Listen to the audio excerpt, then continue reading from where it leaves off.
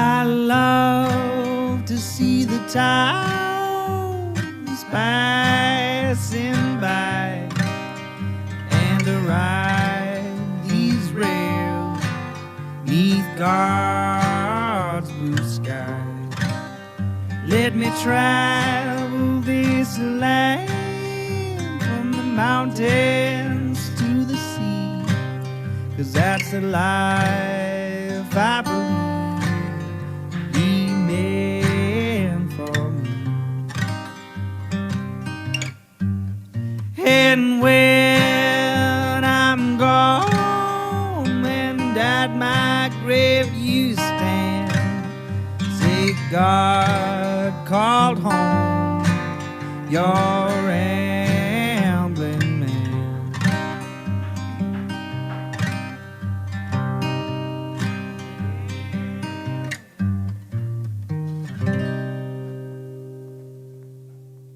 Welcome to Rambling Man Podcast, episode number 100. Yeah, that's right, episode number 100. This episode we brought back on Erin Donovan, who is episode 1. It's more of a chat.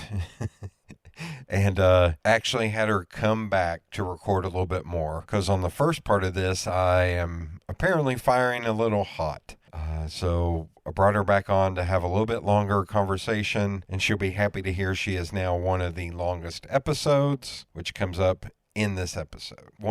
Since it's episode 100, I want to thank everybody who's listened, everybody who's subscribed, everybody who's provided awesome feedback. If you'd like to help out, be sure you're following Ramblin' Man on Instagram and Facebook.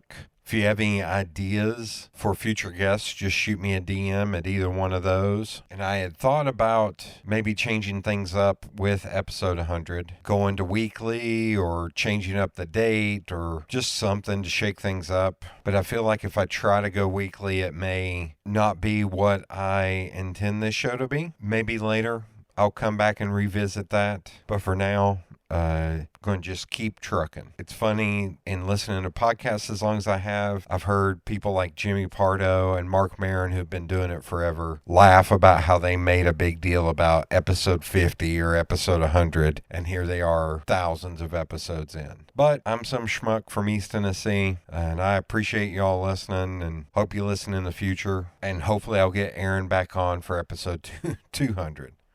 Thank you. Thank you for listening. Thank you for supporting. Sponsor this week is Feral Giant. Feral Giant is a graphic design, illustration, and social media consultation company based here in Knoxville, Tennessee. So they do work for clients big and small all over the country, all over the globe, in fact. But they also do photography, videography, video editing, and audio editing, website design, SEO, writing, content development. Hell, they'll babysit your kids if it nets them money. So make sure you give them a follow on social media on either Instagram, Twitter, Facebook, or LinkedIn at Feral Giant. And be sure to give them an email today and hire them for your next project. Without much further ado, here's the episode. It's still awkward as shit, the intros to this.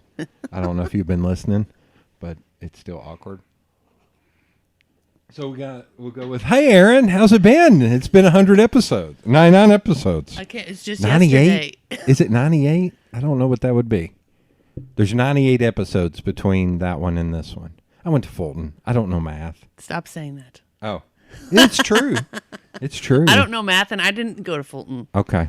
Somebody asked me a question yesterday, and I was like, that's math. I do pictures and words. Oh, my God. Let's see. So you're still biking. Yeah. What here, I'm just going to have this like we were having coffee, because fuck it. That's kind of what this is. It's coffee talk. It's coffee talk with Linda Richmond. Did I pull that right? I think that's right. Mike Myers, Linda Richmond. Maybe. Linda Richmond. Sound like one of the sisters from the Simpsons. Let me get my. Oh, I haven't mentioned Kirk in a while. Let me get my. This is Linda Richmond. I'm going to get my researcher, Kirk, my editor, researcher, okay. Kirk. I haven't mentioned that name in a while. Is he going to come in from the other room, or is he in the basement? Shh. He's sitting right here, obviously, Erin. What are you talking about? He's sitting right here. Oh, I didn't have my goggles on. Him and Harvey the Puka is sitting right there, the 6-foot-tall rabbit. Puka. Right there. Did you get that reference? Did you ever see Harvey? No. Jimmy Stewart, Harvey film? No. It's a Still great no. movie. Yeah. Great movie. Black and white. Oh, I give homework now. There's your homework. Great. Have your people call my people Kirk. Kurt or Kirk? Did we figure that out? I don't know. I don't know. Hey, Kurt or Kirk, you just choose whichever one's right and edit the other one out. That's what we're going to do. Oh my gosh. Here's why I said that about coffee. Although I will say it was funny. I had two people on recently, a couple that are Oscar-nominated filmmakers that she now teaches at UT Film. Oh, cool. And the Sheldons. That's their last name. And she was laughing at me because we would go down a tangent, and I'd be like, "So when you got out of school," and she's like, "What the?" Like she was dying. Does her brain work like this, where ours goes pew pew? I don't know. I don't know. I think that was also the first night she met me, so that like her husband was like, "Yeah, this all checks out." Should have Googled him. Yeah, should Google to see that I'm the top 10%. Hey. Congratulations, All I'm by saying, the way. I mean, you're top 10% for all of us, but Jesus. you know, now on the internet, you're famous. God. All right. It was good talking to you. 3 minutes. We made 3 minutes. 3 hours last time. 3 minutes this time. Who else has gone longer than me? Who else talks? Shane Ryan. Shane Ryan went like can see 6.5 hours. What? I had to cut it into 2 episodes. Oh my gosh. I think my 2 dating episodes both went over 3 hours, and one of them, here, you'll like this reference. So dumbass me, when we picked the first one to record, Right. we sat outside at Wild Love in like August. And I think I turned a shade of red that had yet to be invented. And also could not move my legs at the end of that because we just sat there. And I was like, I have had to pee for an hour and a half, but I didn't know what I was doing at that point. Hell, I still don't know what I'm doing, but But you're in the top 10%. I'm in the top 10%. That doesn't bode well for the lower The other 90%. I can do that math. But the 2 dating episodes, one of them we did here in the house when my AC was out. And it was like 12:30 at night, and it was 86 degrees in this house. No. And we couldn't go outside because it was 90 degrees outside. I was like... And your neighbors would have been like, why is he out there at 12:30 at night? or in Oh, the hell, they morning?" know. Surely Amy has been like, what is wrong with... No, she's in bed. She's in bed like 9 o'clock. Nana's in bed. Yeah. Where's George is like, hey, you still partying? What are we getting into, brother? How about the bear in your neighborhood the other day? It still weirded me out. It still weirded me out that I'm trying... I don't know the guy, but he's one of those Knoxville people that I've seen. He goes by Che Brudda, that I think he used to rap for Metropulse or something. He's an online CheBrudda. I don't know his real name. I actually do, but I call him Cream Corn. He actually got hit by a can, like a kid. It was actually a horrible accident. A kid threw... Is he a can of teacher? cream Or was corn. this just randomly walking down the street? He was riding a motorcycle, I believe, and he got hit in the head, fell off the motorcycle, bibbity bobbity. But I have to go look because right now you're testing my brain. But of he was the one who remembering posted that video. Oh, okay. In the Edgewood Park neighborhood group, that somebody was like, hey, I've seen a bear. And even Dad texted me like an hour later, and he's like, have you been hearing about a bear? And I sent that video to a few friends of mine. One of my friends up in Cleveland. She's like, what the fuck? I was like, a little thing. I Googled Great Smoky Mountains National Park. It's 36 miles away.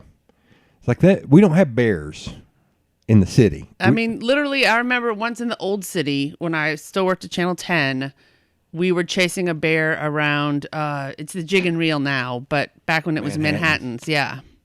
Yeah, but you had Brooklyn there, so everything was good. So God, I got to take notes because I'm remembering shit that... Then I'm like, man... Nothing bad, right? No. Can I still call him Brooklyn? Yeah. Okay.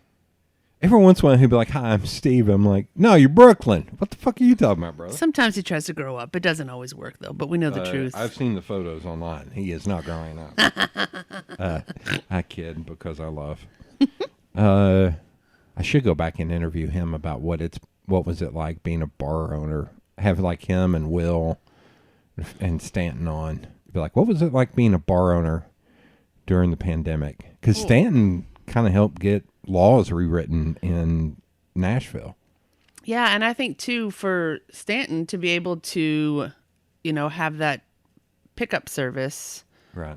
Where the corner lounge, nobody could come in or go out, or I mean, it's crazy now. I mean, people, you're still trying to figure out: do I wear a mask? Do I not wear a mask? Where do I wear it in this store? Do I? Yeah, I saw a video on TikTok. There's something that has happened in the 98 episodes in between. Yeah. Are you a TikTok influencer, Jody? No, I'm on TikTok, but I barely have any fun. I still think the funniest fact about me is that I am in the top percentile on LinkedIn and Pinterest. For a dude to be, I think I have almost 3,000 followers on Pinterest. What are you pinning? Food porn. Like it's all food or house stuff. It's all exactly what's on there. So this house has been done by Pinterest? Fuck off. We didn't even make it to double digits. All right, it's nice having you on. So here's a fun fact about that, man. We are going. But what's funny is I have notes, so I will be firing back on stuff. My friend Michelle, God damn it, I got to remember. Stephanie Romer told me she gets frustrated, and she'll be listening to this. And because you say my friend so and so. No, because I don't mention last names. Oh. And I'm like, I feel like there should be a cheat sheet somewhere. It's like, oh, you're talking about Michelle Doherty in New Jersey, in New Brunswick, New Jersey. Like a little glossary. Yeah. Since I'm in the top 10%. Kirk, get on that. Harvey, you help. You take notes. You've got good penmanship. Michelle, when I first bought this house, told me to not do anything with the house because I would eventually find a woman. So Michelle's a woman. Just, in 2021, this is a hard statement to listen to because it's come out of a Southern man's mouth. And she would want to redo everything. And so why bother doing anything? And so I thought about stuff like, I picked out the color for in my office, in the foyer, air quotes, in the bathroom.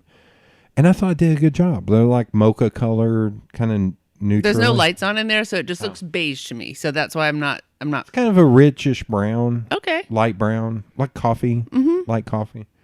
And I was like, but I literally work in color theory. Like, why would that not?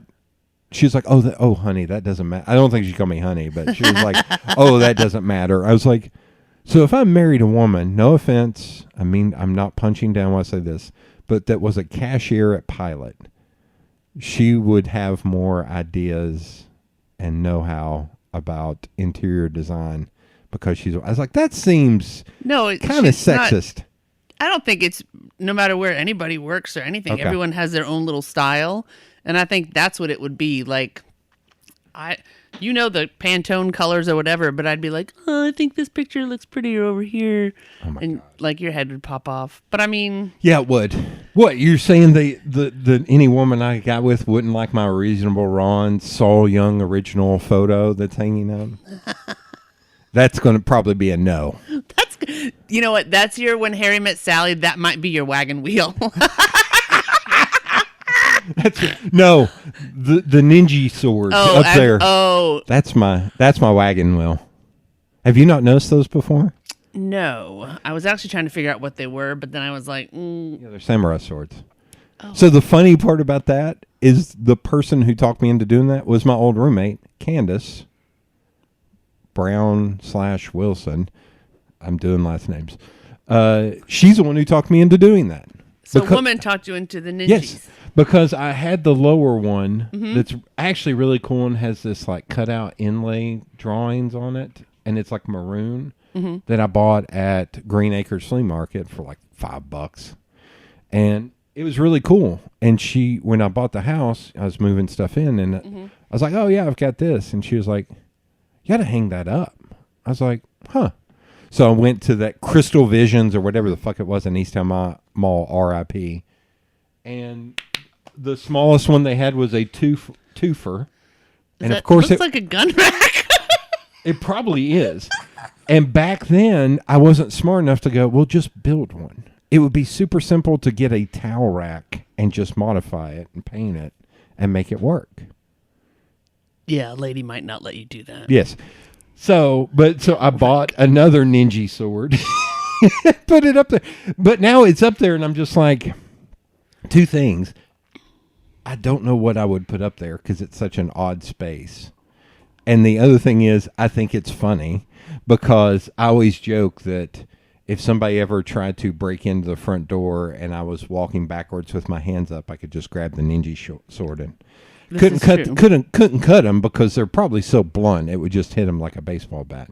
That's a joke because I'm 6'7" and I weigh 280. So yeah, that's going to be the deciding factor of getting someone. I'd still be trying to jump up and get it. I'd be like, "Get out of here, man!" Yeah, get out of here, man. I think it's funny. Oh yeah, there's all kinds of things like the little tribute thing to my grandfather in the foyer with the flag. I saw the flag and the photo, and his medals are up top. And what part of the armed services was he in? He was Army, and he served in the Pacific during World War II. Oh wow! And some pretty hairy shit. Mm-hmm. But the photo, he was actually at one point stationed in Australia as an MP, and he told me he did not talk much. But he told me he was like, Australia is the most beautiful place I've ever been in my life. Now, granted, the only other places he had been were Eastern Kentucky and East Tennessee, I'm pretty sure. Which are both beautiful places. He grew up. He's the one that, I don't know if I've ever told you this. His dad was married like 5 or 6 times and had 20-something kids by those 5 or 6. Shut up. Yeah. And here's the only way I can remember this. The oldest, Audie, when he was 100, the youngest, Tom, was 54, 56, and Tom had been given up for adoption. Now, here's even funnier. My grandfather's oldest son is also named Tom and was also like 54. So my grandfather's dad had a kid named Tom around the same time that my grandfather had his first son named Tom. How very 2020. Yeah. In what? Like, when was that? Like, my grandfather was born in 17 or 18. Okay. Yeah. So long time. And I don't even know where he fit in it. I think he was in the second wife or the third wife's family. I don't know. The younger one. Pretty interesting tree you had to draw when you were a kid. Yeah, the one under East Tennessee's own Genghis Khan version of Genghis Khan. That's why you have the niches. I have the ninja. Wow, that is okay. Full circle. We were at 1454. I'm going to be cutting that out. Erin's going to be like, "Can you cut that part where I was mildly racist? Just mildly." Genghis Khan and swords? I'm just kidding. Oh. Jeez, come on. I'm like, no. Yeah. There was that big a variance. What I was going to say is the wife after my grandfather, those kids, that wife was part Melungeon. So, and I've got a photo right there that's Audie when he was 98, 99. My grandfather and then his 2 younger half-brothers, that they're both part Melungeon, and they look Italian. Like they've got the olive skin, the big flat noses, because, do you know much about the Melungeons? It's a band, right? Oh, it's a local band. No, it's actually kind of a slur. Like it's, maybe don't Google that. Maybe we should read that for book club about the Melungeons. And then Laura Potts, I'm going to name last names. We can get even angrier at me for choosing books. Oh, why do you make people angry? Do you not read like Reese Witherspoon's books? I will end this podcast. I will force myself to drop out of the top 10%. No, it's there you go. I just spit my water. Okay. We need to have a snort chuckle alert on this thing. How many times? It's because I picked that "I'll Be Gone in the Dark" book by Michelle McNamara, and Potts was like, "I'm a single woman sitting at home, and I'm reading this book." I'm like, "It's still a great book." Yeah, like I'm a single dude reading that shit, and the dudes did not fare well in that book. No, but the Melungeons, it's like. I think there's some inbreeding. I was about to say, was it a bunch of inbreeding? And but it was also yes. Okay, but it was like way back in the mountains, and it's also like mixed race, like 100 years before that even happened in anywhere. Well, I think that the Scots-Irish or the Scottish and the Indian Native Americans. So Melungeon people of Tennessee or of Appalachia. Yeah. East Tennessee. So let's see. People are southeastern United States who descended from European and sub-Saharan African settlers. Historically were associated with settlements in the Cumberland Gap area of central Appalachia, East Tennessee, Southwest Virginia, Eastern Kentucky. Tri-racial is what they were considered. Because European, African, Native American. There was no consensus on how many such groups exist. Estimates range as high as 200. That's it? Yeah. That's it? Not 200 people, 200 groups. Oh. Yeah. I gotcha. But yeah, it's, I don't know. It's very weird. But they were descended from Melungeons. And I always find that, my dad always thought that was an interesting fact to bring up. He's like, look at them, they got olive skin and big flat noses. I was like, you say that a little aggressively, Dad. So I'm going to go back to WBIR before I go back to another topic that I started on 18 minutes and 40 seconds ago that I was going to go down. The couple that I had on, the Sheldons, which now I can't say without thinking of Big Bang Theory, which is not good. I told them, because they've done a lot of stuff for like Frontline, a lot of documentary stuff for Frontline stuff. I said they ought to go on YouTube and look up Heartland series, because they're they're from West Virginia, so they're very entrenched in Southern and Appalachian culture. And I was like, I think y'all would like the Heartland series. Like, that's what Bill Landry did. Like, I still remember there was a lady I worked with at Home Tour that her husband, his dad was in the early days of NASCAR. And they actually had a NASCAR trophy from whenever it's like 1954 or something. That's funny. That if I mentioned his dad's name, you would know it. Like it's it's like Spanky or something, Scooter or something. Like, it's some weird name to where it's like, even when I heard, I was like, oh shit, I know that name. And I was 20 years old. Right. But I think it's funny that you assume that I would know an old NASCAR driver. No. Just because it's been said a lot around East Tennessee. And I'm like, Mario Andretti? What? That's not NASCAR, Aaron. I'm more of an Anton Senna guy. But the son, or the dad was the NASCAR driver, and his son, I think his name was Rocky. He had tried to drive there for a while, but just really didn't get into it. But his son and her son, so it was like the Brady Bunch, they really got into it. And at like 14 and 50 were dirt track racers around here. So Bill Landry came and did a Heartland series on them. And she talked about it. And she was like, how funny it was. Sometimes not staging things, but it was just like, all right, so if they're working late in the shop, do you ever bring them like lemonade or anything? And she's like, Sandra is her name. She's like, I guess I can. He was like, that'd be kind of awesome. And she was like, okay. and knowing Sandra, she was awesome. She was probably like, no, they can fend for themselves. They have hands and they know where the refrigerator is. They've got a fridge in the garage. They can. So that was funny. And he's like, do you make it from scratch? Yeah, she was just like, what the hell, man? She was laughing. She was like, no, it was fun. I was like, yeah, you got to be on TV. And she's like, yeah, that's what I did. Like, yeah. Well, isn't Kingston Pike, isn't that Thunder Road? Like, yeah. Okay. Yeah, that's, and they actually showed that film at the Tennessee a few years ago and had one of the cars out front, which was pretty cool. Oh, cool.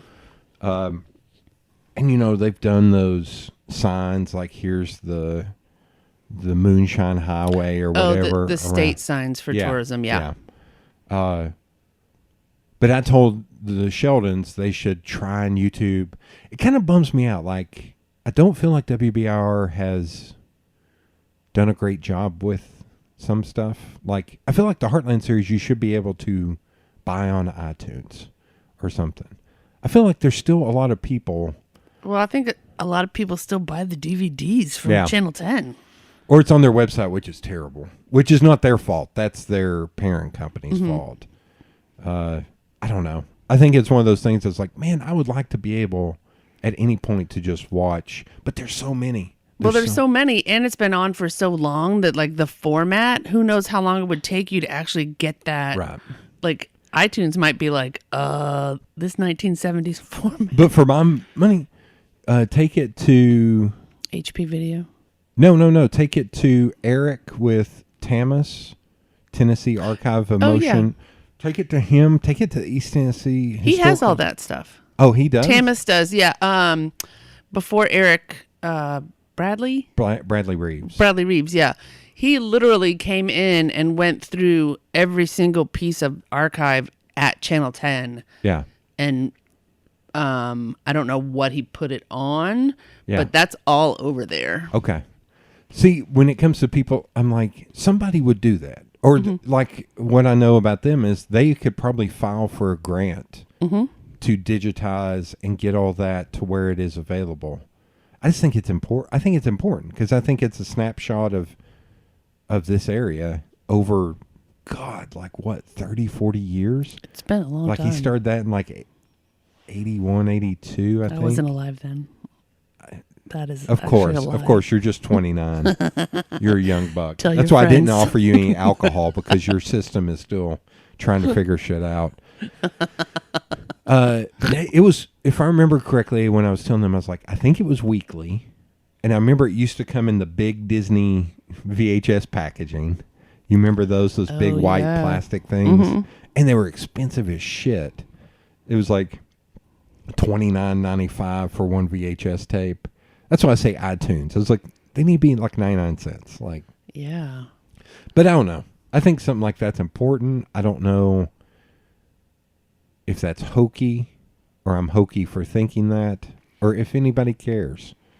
Well, I mean, it's still on every morning, right after the news. Is he still doing it? I thought he was. No, retired. they've recut them all. Oh, okay. Yeah. Okay. But they're still, I think, at the end of all the morning newscasts. Or maybe they've stopped that. I don't know. Him and what's the radio guy's name? Paul. Shit. Not local, national. Paul Harvey.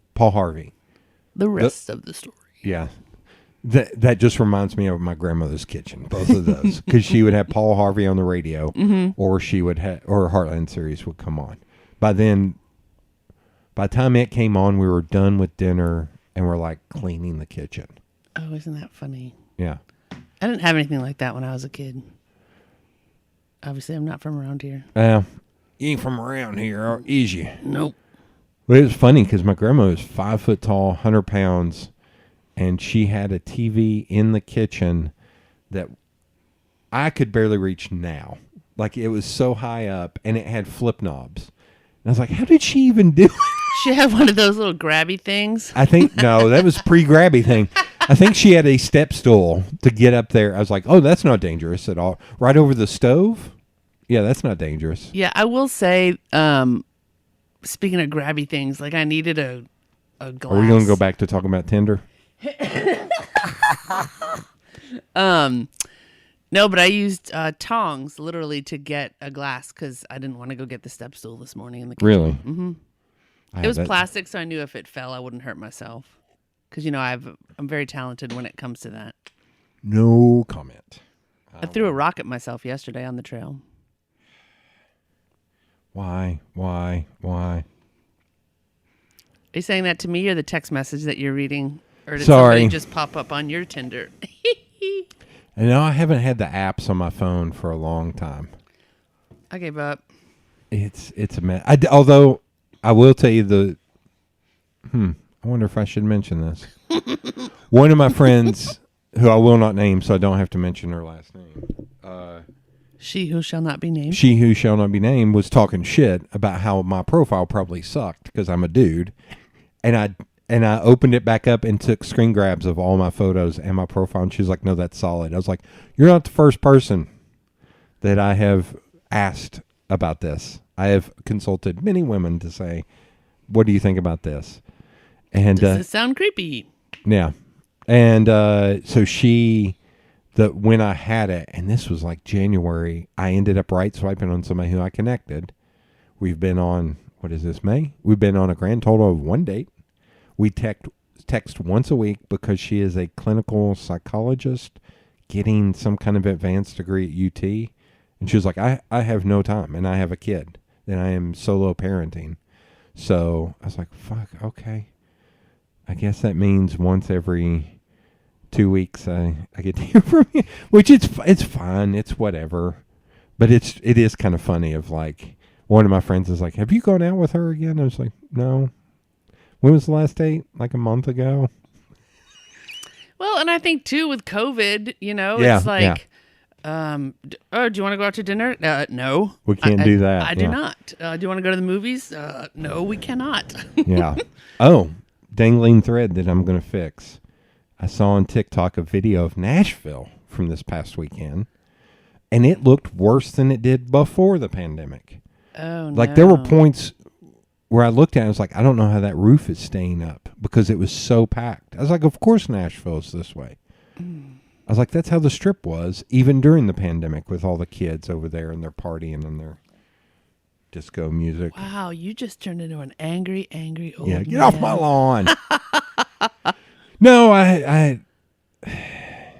we could have been done with this shit like 3 months in. Well, it's interesting. I was just in Asheville, and we went out and got like pizza, and it was everyone's. We need to talk. I'm gonna make a note. We need to talk about our bet. Oh God, were you drunk and don't remember the bet? Oh my God, I thought that might be the case. Okay, you were in Asheville. Oh my God. Oh, that was last time. Okay. What? No, I'm looking at time. Okay. We're 40 minutes in and I've already called her drunk. No, because we had a whole ass conversation about. Anyway, you were in Asheville. You had pizza. But it was one of those where the folks outside didn't have their mask on, which they were eating pizza, whatever. But then, like, once you got to the front, you were like, "Are we wearing our mask? Are we not wearing our mask?" And then you wore your mask to go through the line. But it's just one of those things where you're like, it was an event that I was at, and we were like, still have COVID regulations. Please do this. Yeah. But then you realize, like, oh, some people have them, some people don't. Yep. But well, when I went on that date, our waiter did not wear a mask the entire time at Sunspot, and I was like, "What the fuck? This is like before the CDC said because this is like a month ago." Yeah. And the whole time I was like, I do not feel comfortable about this. With this feels fucking weird. I did see another funny TikTok where a woman was going to the store and she's like, "I'm all vaccinated, don't have to wear the mask." She pulled it down. She was like, "Maybe confused for a Republican. Put mask back on." I was like, "That's chef's kiss." That's great. Yeah, I had friends that went to Asheville early last fall, and they were like They were driving around going, everything seems like they're doing everything right. Like they drove by a Salsa. It's a great restaurant. And they're like, everybody was 6 feet apart waiting in line. There was a long ass line. And I think they said they just went and got to go, or you could sit outside.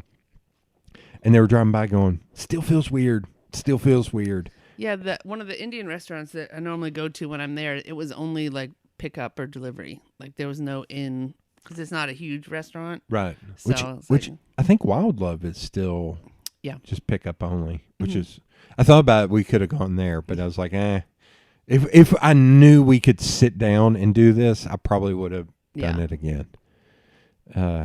Although that was that is a complaint that came from the podcast, is there's too much background noise.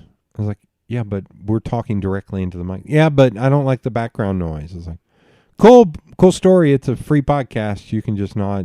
Well, we're supposed to be in a quiet room, I suppose. Please. Honky, please. Pizza bet. So do you not remember the pizza bet? No, I don't. Dang it. This will be a great transition, though, into my original topic from 32 minutes and 7 seconds ago. Which is funny because I will cut part of the front end, so people will be like, wait, we're only at 29 minutes. What the hell is he talking about? So you got pizza at some place that it was a giant slice of pizza, and I responded with, gimme. And you were like, I don't know that this would fit in your car. And I was like, no, I will eat an entire pizza by myself in one sitting. And you were like, no, you can't. And I was like, well, do you want to bet? Whoever loses has to pay for the pizza. Oh, it's a $35 pizza. Yeah. And people were putting it in their trunk. Yeah. Like, you couldn't get it in the car. Yeah. Like, we were watching people I'll still do eat this. it. I ate a pizza in Jacksonville that was over the size of the table. And I ate and it had 6 different kinds of meat, 4 different kinds of cheese. And I ate it in one sitting. Now, it took me an hour and a half. But yeah, we planned a road trip because I mentioned the donut place that I love there. I was like, have to get up early and go donut. I was like, but I'll eat that damn entire pizza by myself. And you're like, you can't do it. And I was like, I will. I'm stubborn, man. I'll do it, man. If I'm not timed, I can do it. You still have no faith. You've little faith. I had one piece. Yeah. The person I was with had 2 pieces, and then they were like, whoa. Yeah. But You've seen me put away food at Jackie's Dream? Come on. that's true. That's true. Okay. So what we've learned is drunk Erin makes bets. She's like, bet it, son. I'll pay for your pizza. I think you did say, I will gladly pay for your pizza if you want. Sober or drunk, I will gladly pay for your pizza because it was just such a huge pizza. Okay. So what was funny is that place in Jacksonville. Mm-hmm. I'm not kidding. My buddy Jason and I were there. We ordered the pizza and a beer, and the guy came down and set the pizza down with 2 plates. And I looked at him and was like, I won't be needing those. And he was like, but aren't both of you? And I was like, no. And at that point, another waiter brought my friend's cannoli, which was bigger than a football. And he set it down, and the guy went, oh, shit. I was like, I'm hungry.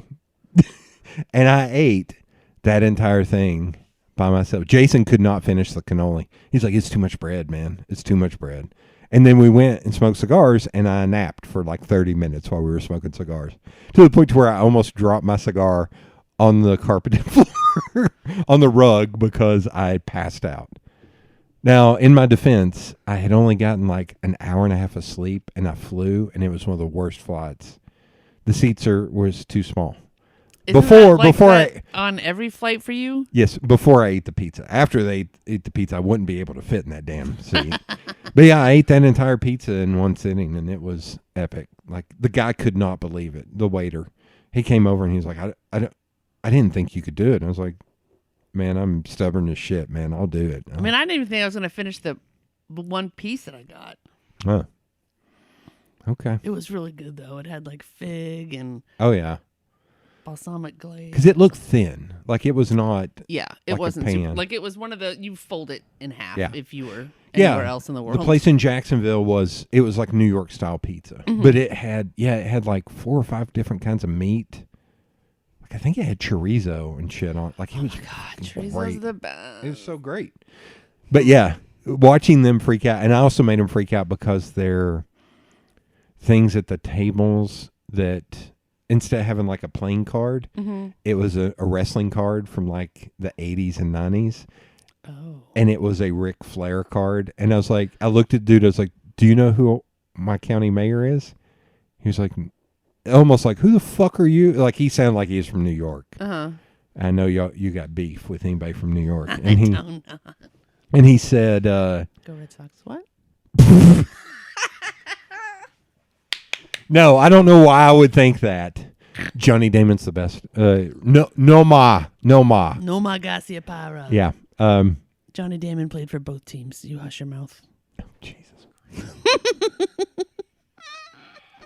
Anyway, I told him who our county mayor was and pulled up my phone that photo of Dad, Kane, and I, and he could not believe it. He was like, "What the fuck?" I was like, "Yeah, that's what we say every day," and that was before the mask mandate. But yeah, okay. Yeah, I'm holding you to that bet. I will eat that entire piece of pizza. Okay. That entire pizza. Okay.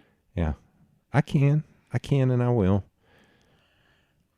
I will videotape it, and I feel like I don't need to be in the car with you though. On the ride back, you'll be whining the whole way home. You have to be in the car. I gotta take a nap, man. I can't. I'm gonna be passed out in the back of the mighty yard, just being like, I shouldn't have drank the 3 beers with it. I drank. Here's my epicness. There was one night, there's this place in Cleveland, Ohio called Melt, which is one of my favorite restaurants in the world in Lakewood, that is gourmet grilled cheese, but it is like on steroids. So like the meatball grilled cheese had like 3 or 4 meatballs that were the size of my fist. And so there was one night in Cleveland, the night before, this is a gross story, so I'm going to tell you up front, this is a gross story. The night before I left to drive to Knoxville, I was getting up at like 5:30 in the morning to drive back to Knoxville. I go, take a buddy, we go to Melt. I eat grilled cheese, huge thing of fries, like 2 beers, 2 stouts. That's very important. Yeah. 2 stouts. Mm-hmm. I get a dessert. I eat God. that. Oh, no, it gets worse. I'm already sick. So then my buddy Armando, I cannot pronounce his last name, so I'm going to just do the hand gesture. Armando from California, originally from Italy. Talisi, something like that. Awesome dude. Epic beard. He had a beard like the dudes in 300, to where it was like the straight, perfectly trimmed. Great dude. He calls me and says, "Hey, man, we're having beers at this place downtown. You need to come." I was like, "Okay." I was like, "I got to get up early in the morning, so I can only stay for a few." So I started drinking, and I started drinking stouts. Narwhals? Old Rasputin. I don't know what it was. It was fucking stouts. Old Rasputin. It was Old Rasputin, which are like 13.8% alcohol content. So I drank my first glass. Hold on. When you drink like regular beer, like, or do you even drink regular beer? No. But I mean, how many beers can you have before you even like? So two stories of that. Okay. I've been drunk less than 5 times in my life, and I've drank a lot. Like, it takes a lot to even get me buzzed. What? Yes. Who's having that conversation? Are you kidding me? Yeah. What? And there was one time when I sat at Aubrey's on Paper Mill. They used to have Miller High Life for $1. Yeah, she's making a face. Oh, this is where I learned my lesson on that. Miller High Life for $1. So I was a poor working kid designer at the Sentinel. And I went there, and one of my salespeople said, "Just get as many as you want." I drank 27. Oh, Jesus, Mary and Joseph. What? Did not get drunk. But I had the worst headache I've ever, and forced myself not to puke in the morning. Because that's all. Because I was also young, I didn't drink any water when I got home. I didn't drink anything else. So I drank 27 beers. And woke up next morning, I was like, why does my brain feel like it's trying to escape my skull? It hurts so bad. One of the worst headaches I've ever had. I drank 27 Miller High Life. And we weren't there but for like 2 or 3 hours. And those are all from the tap, too, which is probably worse. No, those were actually bottles, Oh, I think. okay. Maybe they were on the... I remember getting bottles, but I think maybe they did do drafts. You may be right there. I think early on they did bottles, and then they went to because we were there every Wednesday. Oh, okay, gotcha. That's how I remember that. And but yeah, I drank 27 and did not get drunk. Drove home, totally sober. So I'm in Cleveland, hanging out with Armando and a few other people. Put down my first Sober Rasputin stout, and then I order another one. And about the time I hit 5, I was like, I should probably go, because at this point it's only like 8 o'clock. But I was like, I ate a shit ton of food. I just drank I've drank 7 beers that are all 13 point something. And Armando kept going, one more. No, this is why you have the Irish goodbye. Yeah. I couldn't. Where we were sitting out front, and I would have had to tapped out and everything. But anyway, so that's 5 beers. Yeah. I stopped counting. Oh, jeez Louise. At 18. And at 18, it was still like 1 in the morning. And these are still stouts? I'm drinking the exact same beer the entire time. Oh, my God. I'm going to throw up. The bartender and the waitstaff were so fascinated by this. I was still sober, still completely sober. That I remember 18 was when they started. Actually, with the 18, I think Armando bought me a few. But then anything after 18, the waitstaff were buying them for me. And they let us stay after they closed at 3 a.m. on a Sunday night. So I think I drank somewhere between 22 and 26 of those beers. And you got on a plane? No, I drove. Oh, okay. Wait, how does that make it better? So at this point... Because if you had to get on a plane at like 5 o'clock in the morning... Oh, that would have meant I would have had to be at the airport like 3:30 or something. Yeah, but then also like sitting in the airport, the smell of the airport, like other human beings, like having to be in that baby seat. I drive the mighty yard. So, at about 4:30 in the morning, stop this madness. At the bar, our waiter was hanging out with us at that point, and I was on like somewhere between beer 22 and 26. And they're just fascinated, like looking at me like, how the fuck? I've sat and drank an entire bottle of Jack Daniels in one sitting and been completely sober. I'm not kidding. Like, I have a very high, I'm also a giant dude. Like, that's part of it too. So they decided like 4:30 in the morning, let's go to the casino. Because it is 1 block away. So we go to the casino. Oh, and I'm just like, what the fuck? At what point did you think any of this was a good idea? Just one more. Just one more. If you've seen Armando's face, you know, just one more. Just one more.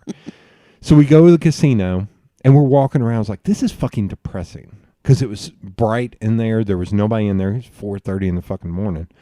And then I realized my hotel is 1 to 2 miles away. I still have to walk to the hotel. Mm-mm. So finally, I just like, fuck this, I gotta go. And Armando was like, yeah, I should probably go too. He had to get up and get on a flight. Like, I don't know what time, but so we go outside, and we're still hanging out like on the corner taking stupid photos. I wish I could find those photos, but I think somebody else took those photos. So then I hug him, and there was some other dude there. I can't remember who that was. Maybe our waiter. And then no, it was somebody else from the conference. So then I walk back to my hotel room, and at this point, it's somewhere between 5 and 5:15. I'm not kidding. I laid down and set my alarm for 5:30. So I laid down. I think I may even change clothes. I was like, why did I do that? Like, what the fuck about that? I'm an idiot. So at 5:30, my alarm went off. I got up, I took a shower, and I got in my car. And somebody was like, your BAC was probably through the roof. I was like, stone cold sober. Like, I had no effects. And they're like, yeah, but your BAC. I was like, cool. Also, there was probably cheese running through my system my arteries at that point. And I'm like, what the fuck? It was well coated. I made it about 20 minutes outside of Cleveland before I had to use the bathroom. and it wasn't through the mouth. That's why I said the TMI. So I go up and I go to its outdoor bathroom and it's locked. I was like, fuck. So I go inside. I was like, bathroom? He's like, oh yeah. Slapped down the key, handed it to me. Went in there, used the bathroom, walked back in, and I just laid it down and went, I'm sorry. And walked back out. Sorry, Erin. Sorry, those listening at home. Yeah. Drove. I was meeting my friends in Columbus for lunch at a Mexican joint.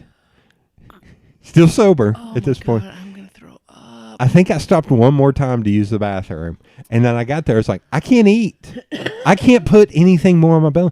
I have consumed. Think about how many calories that is, too. I probably consumed 10,000 calories. I've gained 10 pounds just listening to this story. What's funny is I had ate a super heavy lunch. I'd probably ate a 3,000 calorie lunch at this bar that I ordered something that I didn't realize was going to be so big. It was like a burger that ended up being a pound burger or something. It was like nachos for $4, and you were like, what? I'm fine. Yeah. I think I ordered chili cheese fries with my burger, and it was not like a side of chili cheese fries. It was like a starter chili cheese fries for like 2 or 3 people. So you weren't far off. So this is where when your mother says maybe you should just have a salad, I'm starting to understand why Oh she yeah, says when that. Mom said for Christmas this year, don't go to Jackie's Dream Special next year. So I meet my there's okra and green beans, Mom. God. yeah. There's vegetables. They're deep fried, but there's vegetables. They're cooked in bacon fat, but yeah. They're cooked in fatback, Mom, but they're fine. There's buttermilk in the So I made it to my friends. I was like, I can't eat, and I regaled them with this story. And one of them was like, I was meeting my friend Neil's boyfriend for the first time. He was like, how the fuck are you here? It's like, I don't know, man. We're built different in the South. I don't know what to tell you, brother. And I ate one taco. I was like, I need to get some food on my system, or I'm going to start to get the shakes. Yeah. And even getting that down was difficult. I drove all the way home. I don't think I stopped again. But when I got to my house, I was like, I am going to kick down my door because I have to go. I am sorry. So that's when I say, when you're like, you can't eat that pizza, I'm like, receipts show otherwise. I can probably eat that pizza. Yeah. I figure since all that beer talk, and even though we're recording this at 7:30 in the morning, it was time for a beer. Thanks for not giving me one. Yeah, you're welcome. No, you turned it down. I tried offering you my, God bless. Kurt, cut all this. Kurt, cut this down to where I actually sound funny when I say this. I offered you my what? I offered you that watermelon Oreo sour that I have, but you turned it down. Just the sound of that sounds horrible. Wasn't it you that bought me the watermelon Oreos? It was you that bought me the watermelon Oreos. Yeah, probably. And they were terrible. Me and Ben Slocum, Sean Pointner, and I ate them at Casual Pine Fountain City. That we were out there for some. I guess Kelsey's Woods was playing. You're like, hey, I got you these, and we were like, these are the worst fucking things. They were so chemical tasting. Yeah. Like I appreciate you getting them for me because Notice I haven't bought you any since. No, because I kidding. have a problem with Oreos, and but yeah, it was. They were so chemically tasting. I think they hadn't cracked the code. They were barely doing like flavors back then. Now they do flavors every fucking. Well, you put one up the other day. Was it like s'mores? Okay. Why they did not call that s'moreo is so dumb. Oh, they actually reshared my post on their Instagram story, which was kind of cool. Cool. They've responded to me and reshared anything I've posted about Oreo a lot, and I'm like, that is surprising. It's like, but I think I posted about this a lot. So the s'moreos are gone. Like those did not last very long. No. How many packages of Oreos do you actually have in your house at a time? 0. Like I don't have any money, so I don't. They're a random treat. But when you have the limited edition ones, I try to buy those, but like this time, God, here's the what's it called, progressive pricing or geographical pricing. So I stopped at Food City in Bearden. Fucking Oreos were like $5, $6 for a pack of Oreos. I was like, the fuck? When I go to Food just plain Oreos? Yeah. I was like, what is this? And those were like $5.49. I take it back. Plain Oreos were $4.99, not the family size. Is that normal? I don't buy cookies. They should be like $2.99 or $3.99. So I bought these. I have to stop itching my foot, but it's driving me nuts. I bought these, even though they were $5.49, and they were great. Those s'mores ones were great. Now I can't find them anymore. So when you open that, like, do you? Because Oreos don't come in like a sleeve or anything, like they have their little plastic dividers. Do you just have the whole thing open and then you just sort of graze on them, or do you put some away in a bag? All right, Amy Kennedy. So our friend Adam shared with me that Amy can eat 2 Oreos and be like, that's enough. I'm like, what is wrong with her? Yeah. And then by the time I go to eat the rest of them, they're going to be stale. What is wrong with you? You're just as bad. I eat a row at a time. Again, bigger boy. Like a row is like 8 to 10. It's like 20 cookies. Oh no! When it's the specialty ones, they're vertical. Oh. or actually, when they're horizontal, okay. And so there's like 8 to 10. I was like, no, dude. Oh, you're talking about the big family size. I do not eat a row, although I could. So my grandfather always had to have something sweet at the end of a meal. Mm-hmm. So Granny would cook, and she would always make like a pie or a cake, and it would last 3 or 4 days. So I'm kind of that way too. Like I have to have something sweet. And if I don't, that's why here's another, since we're telling embarrassing food facts. There was a point when no we, it's just you. Hey, Kirk. Strike that from the record, please. Cut that out. and pitch tone my voice to sound like Erin. Yeah. So there was a point when I was working at Home Tour, and this is the only time I can remember this. I was drinking 5 to 7 2 liters of Mountain Dew a day at work, and then would go home and drink another 2 liter at home. Her eyes just got huge. The pizza thing and the beer thing was not enough, and I wouldn't drink water.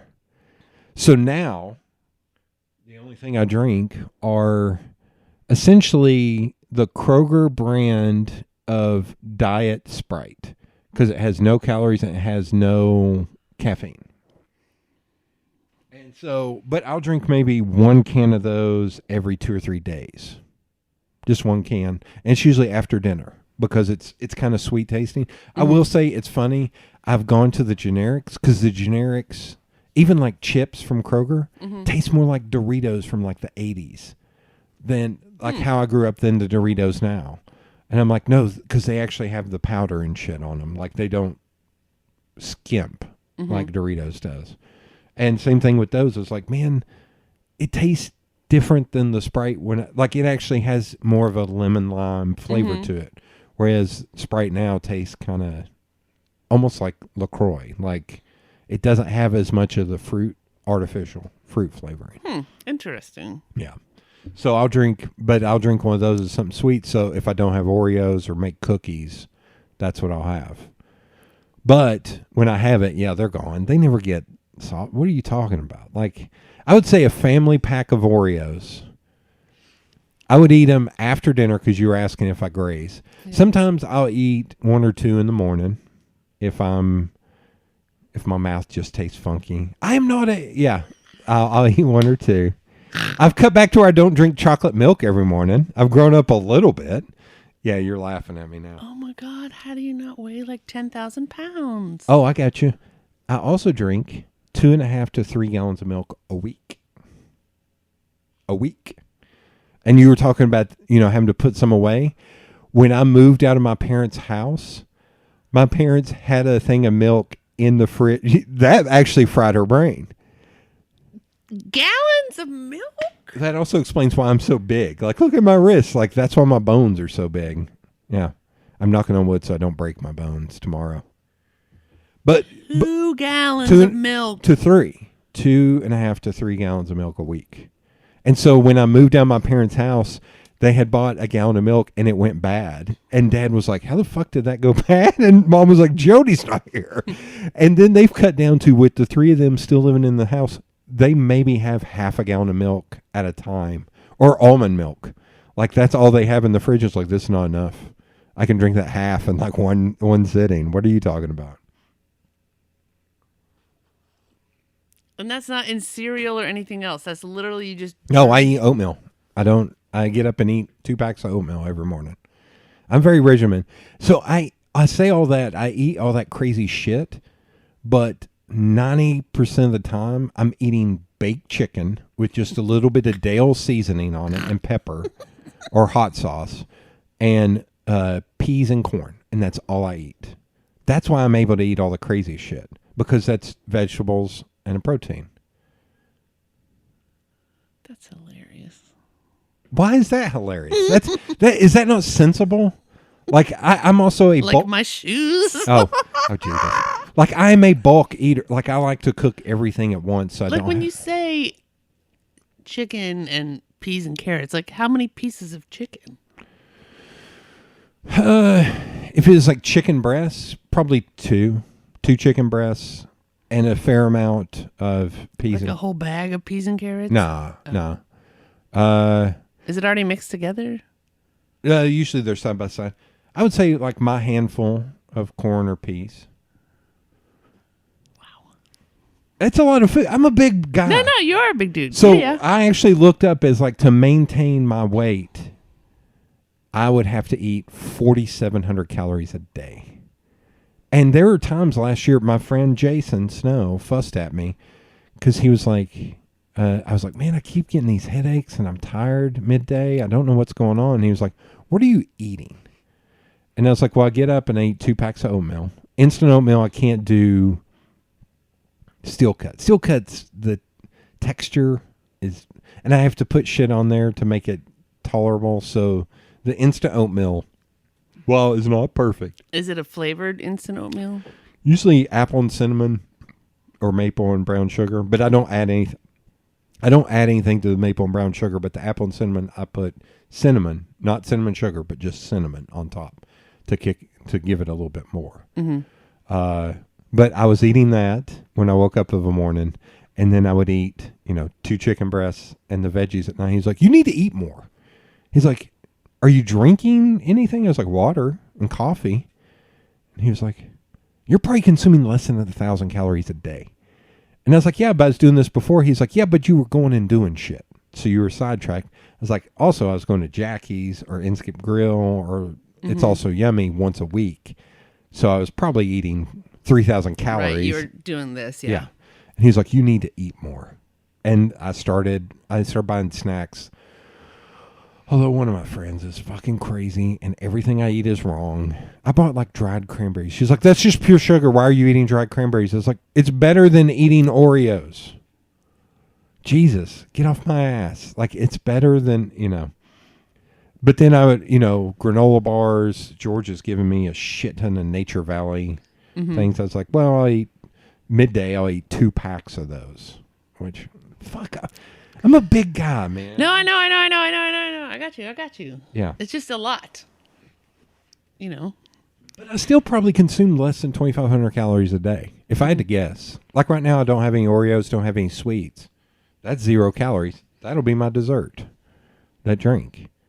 Although, I'm sorry, I'm drinking beer. Sorry. Behind the curtain. This lemon lime beer is delightful. Yeah. But yeah, I would say I probably, you got to think that dinner, chicken breast and veggies, that's not many calories. No, like a chicken breast is like 100, or depending on what is size. it really? I think so. And if that. The veggies, I used to canned veggies. I switched to frozen veggies because I did research and it contains more nutrients than canned because they're flash frozen immediately. Mm-hmm. And I started researching, like, my family has heart issues. And I was like, what is something I can eat that'll attack plaque in my heart? And it was like vegetables. Vegetables are good for that. Do not listen to me. I'm a jackass that draws pictures for a living. I was like, but... No, but when you're Googling stuff for you, and that's, So I was like, oh, okay, so I'll switch to veggies. And I'm very boring. Like, that's why some people say the same things. Like, I keep seeing you post these photos. How are you not 500 pounds? I was like, because I eat boring most of the time.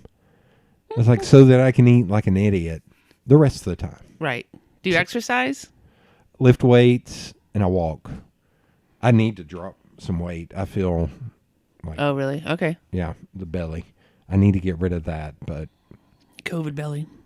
oh no, well, I think it started before that, but I need to get rid of that, but that one's hard. Like it's because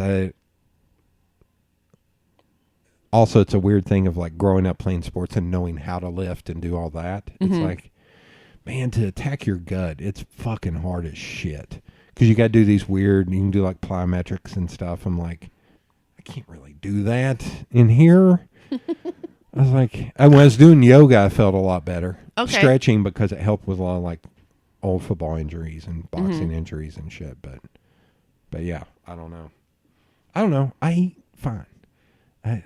I know I just listed a bunch of stupid, crazy shit. It's also funny of how many friends I have. They're like, if I ate all that Jackie's Dream, I would have to pass out when I got home. I was like, most of the time I feel energized. I'm ready to go. Yeah, I don't know. I love me some Jackie's Dream. Okay. Good Lord. So here, I'm going to pull up my note. Although somebody was ordering Jackie's Dream, and I was like, I'll have the Jody. Nice. And they were like, what? Yeah. And I was like, the Jody. And they The were- waitress did not know what that was? we were ordering it on the phone, Oh. and my friend had never been to Jackie's Dream. Oh, your friend was the one going, the what? Yeah. But the person on the phone knew what the hell. Yes. That's amazing. I love that. Do you know Wayne Bowman? Mm-hmm. Nicest guy in the world. I look at Facebook memories now because I'm just like, I'm curious what happened all this time ago. And I saw one where he posted, where he reshared something I tweeted because people were shitting on people for wearing masks like about a year ago. Hell, they're still doing that. But I said something about my size. I was like, if you want to come up to my face and call me a pansy for wearing a mask. Oh, I had just helped my dad lift a 600-pound commercial refrigerator. I lifted it. I didn't help my dad. I said, get the hell out of my way. And I picked up a 600-pound. I was like, I just did that. Come call me weak for wearing a mask. And Wayne wrote this big long, because of course he did this big long thing. He's like, this is my friend. He is a giant. He's literally a giant. He has 2 dishes named for him in this town at 2 different restaurants. I was like, I wouldn't want to mess with him. And here's what he tweeted. It's like, thank you, Wayne. It's like, this is funny. That's funny. Okay. In hour 3, we're finally getting into the question. So when you were on the first time, checking my time. Okay. When you were on the first time, we talked about you mountain biking in the Czech Republic. Mm-hmm. So I have kind of a twofer for you. All right, hit me. Have you gone outside the country to mountain bike anymore? And then the other question is just what started the Linda Richmond talk in hour 27 was me saying, man, it seems like every day for the past month you have been mountain biking. Yeah. Like, what is happening? Like, I know the Catalyst Sports things are happening, but I thought that was like one weekend, like 3 weeks ago. I didn't realize that was still... Yeah, so they do that monthly, and there's tours, and they're starting to have these clinics to just introduce people to their adaptive mountain biking. But I'm also the president of the Appalachian Mountain Bike Club. Oh, I did not know that. Board. Congratulations. Sorry. We have an executive director, and I'm the president of the board. You're in your own little top 10%. Didn't mean say little. Sorry. Rude. Yeah. Well, it was one of those things during COVID where you couldn't go anywhere. You couldn't see your friends. You couldn't do anything. And it was one of those where I'm a freelancer, so I'm always all by myself at my house. Right. And then, before COVID, you would go to meetings, go to a coffee shop, go places. But I think just in a weird way, I was like, okay, I have to just sit at my desk and do all of this stuff. And it was stressing me out in a way that is not normal, because when you do social media, you have to deal with other people's stresses and questions and, Right. you know, this and that. And especially then you add COVID onto it, you know, depending on who the client is. And so finally I was just like, I work for myself. I do not have to sit here for Right. 12 hours. Right. Like, why don't I use my lunchtime and go ride my bike? Why don't I Okay. go and do things? Because, you know, also it's an exercise. So, And it's pretty convenient. Like, yeah, we're really lucky in Knoxville. yeah. I mean, I can ride to Sharps Ridge from my house. I can just hop on my bike. So, do you know David Harmon? Mm-hmm. He keeps posting to Strava about doing runs across Sharps Ridge. I was like, I did not know there was a trail, like a walking trail or... They're mixed use trails. Almost all of our trails in Knoxville are mixed use. We share Okay. the trails, except for I don't think we share them with horses that often. So even though I've lived within 5 miles of Sharps Ridge, In my the entire shadow life- of Sharps in- Ridge. literally in the shadow of Sharps Ridge, Mm-hmm. I did not know I could just go up there and go for a hike. Oh yeah. Okay. But also, growing up, Sharps Ridge had a different Yes. raison d'etre Yes. back in the day to where that kept a lot of people away. Mm-hmm. Not saying that's good or bad. It's just... Right. So I see David Harmon posting to Strava all the time about running up there. I was like, fuck, I need to go up there. I've thought about recently starting to walk up to Fulton and do stadiums. Start to do stuff I used to do when I was training for football or Yeah. boxing Mm-hmm. to get my cardio up. Excuse me. Oh, was that you judging me? No, that Just was me kidding. trying to clear my throat. Also, it's summertime now, so I feel a little bit more comfortable doing that Yeah. since the kids are not in school. That's true. It's funny. So sometimes with Catalyst, I will be the photographer, videographer, whatever, if I don't have an athlete to go with. And so I was standing in the woods this weekend, and my bike was far enough away, but I was just like this random lady standing there with the camera. Right. And like families would come by, and I'd be like, I'm waiting for people. Like, Yeah. I'm not just some random lady. In the You need a sign. It's like, hi, I work for Catalyst, and I am filming our mountain biking. Also, if you'd like to donate to Catalyst, here's a QR code of how to donate to Catalyst. While we're in the woods, here's a card. Yeah, yeah. Yeah, so I have been mountain biking a lot and just biking in general. I have a gravel bike because we can't ride a lot of our trails here if it rains. Oh, yeah.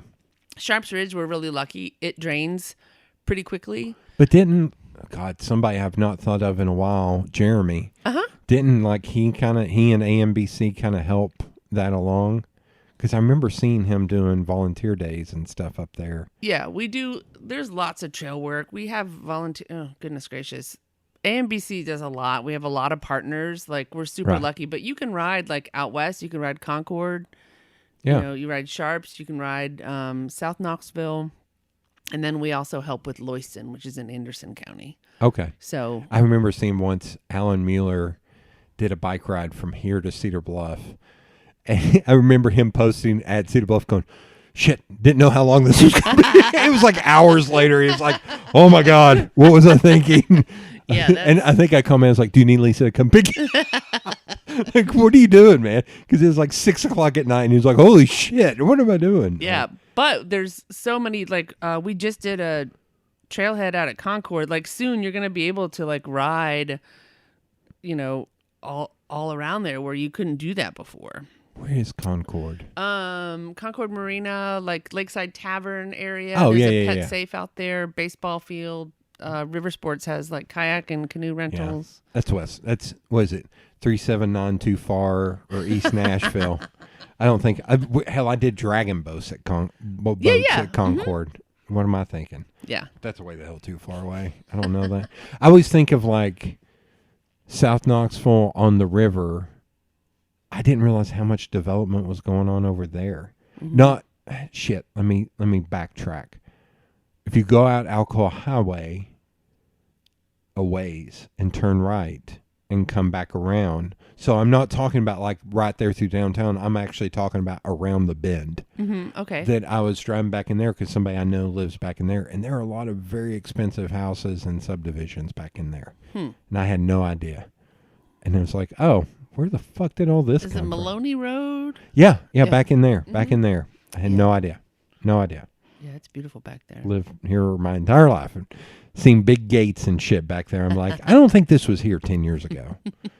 Okay, so you are doing work, Concord, but you're riding more for you, not for... Yeah, I think it's just for me, and then it was the way that you could actually see your friends because you can socially distance on a bike because a bike's about 6 feet long, you know? And so it's just easier. Plus, you get out there, you can't use your phone. Right, you know, and right. you know, we have a problem sometimes that I don't know what you're talking about. looks down at phone. I'm not looking at my phone. I'm actually looking at the levels. Thank you very much on the Zoom. But and I think we're really lucky too that because we're so much warmer, we have trail builders from Vermont come down, and they're actually building something in Townsend right now. There's trail builders actually from all over the world in Townsend, right near Little Arrow campsite, and they're building up there. But then when some of those guys come down, like one of the girlfriends is a bike instructor. That's and cool. so, you know, she was offering classes, and so you're getting better and doing stuff. So I don't fall down as much. Although I have noticed a bruise on your left arm. That might be like old lady bruise. I don't know. That's But I was riding in Asheville all weekend with Catalyst, and then afterwards we'll go ride. But yesterday we went and rode something I had never ridden before, Bent Creek, and I saw my first bear, which I was not super thrilled about because I was the last one, so I would have been the first one eaten. And then, of course, I always carry snacks because I like the snacks. Don't you? You're like yelling at the bear. Don't you know I'm president of AMBC? No, I'd be like, I'm fatty. They're tastier. Oh my god, they're more lean. Yeah. They're more savory. Look at them. They've been out in the sun longer. Yeah, I'm red like a lobster. Oh my God. But on our right on one of the descents, it was one of those trails. They call them baby heads. They're big rocks, and somehow my tire in it flung back. God. So it's like right there, right on the bone of my shin. Oh God. Oh. Yeah, but yeah, I haven't. Do you have wood around here? Is this real wood? No, that's probably there's particle wood. bomb. I'm gonna knock on that. Yeah, I haven't I'm broken knocking on ribs in 2 years. I had 1 year that was really bad. I broke ribs in the beginning of the year and the end of the year, and I listened to the first episode of the podcast, and within the first 5 minutes, it's me saying I was going to post videos of you falling, because like a compilation video, because there was so much. yeah. But I have a bike now. I have bikes now that I'm super comfortable on. I'm an ambassador for their brand. I really enjoy it. So you had said gravel bike. Mm-hmm. What is that? Does that mean like road bike, or what does that mean? No, it's got fatter tires than a road bike, Oh. but it looks like a 10-speed from when you were younger. Yeah. And we take it to Oak Ridge to North Boundary, and you go ride some of these old fire roads and gravel roads. Okay. Yeah. Okay. That makes more sense. Mm-hmm. So what the hell makes a road bikes are thinner tires, right? Yes. Or less grip, or whatever you call it, the knobs. The nub. There's no knobs on a road bike. Right. Yeah. That's what I said. Again, I don't know if you remember this. I do not know how to ride a bike. I'm still amazed at this. Sean, every year for my birthday, he was like, I'm going to teach you this year how to ride a bike. I was like, that's going to have to be a big old bike, man. You know, I actually have a friend that is 6'7". Yeah, I'm right here. I have another friend that's 6'7", There's two of us? and he rides bikes. Mm-hmm. Does he? I went and Is he as husky?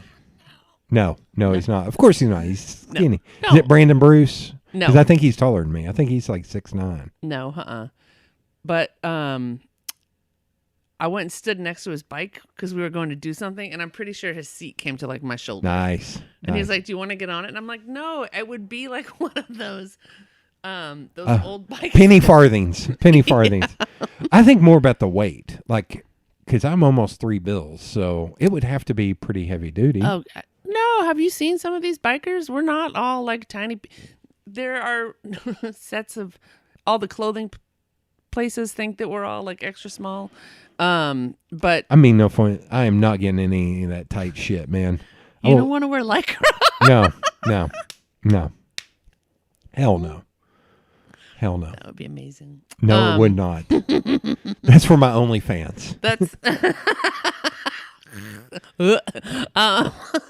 no. We ride mountain bikes. Most of us wear like baggies. We don't wear a lot of. You wear like under your baggies just for the padding in your butt. If I was going to do anything, I would relearn how to skateboard. Like I've got a friend that has offered to build a skateboard big enough for me and my damn feet. And I've thought about it. I was like, man, I would like to, but I'm so top heavy. I'm worried that I will break a wrist or something if I start skateboarding. Because that's what I grew up doing, was skateboarding and scootering. Scootering sounds kind of nerdy, but the scooter I had was essentially a thin skateboard with a post on it. And I could get over here on Fairview at that church. I can't remember the road that goes beside Fairview Methodist, Baptist, whatever it is. There's kind of a gutter there for water drainage, and then it goes up to a sidewalk. I would ramp that and be able to flip the base of the scooter around and catch it and land.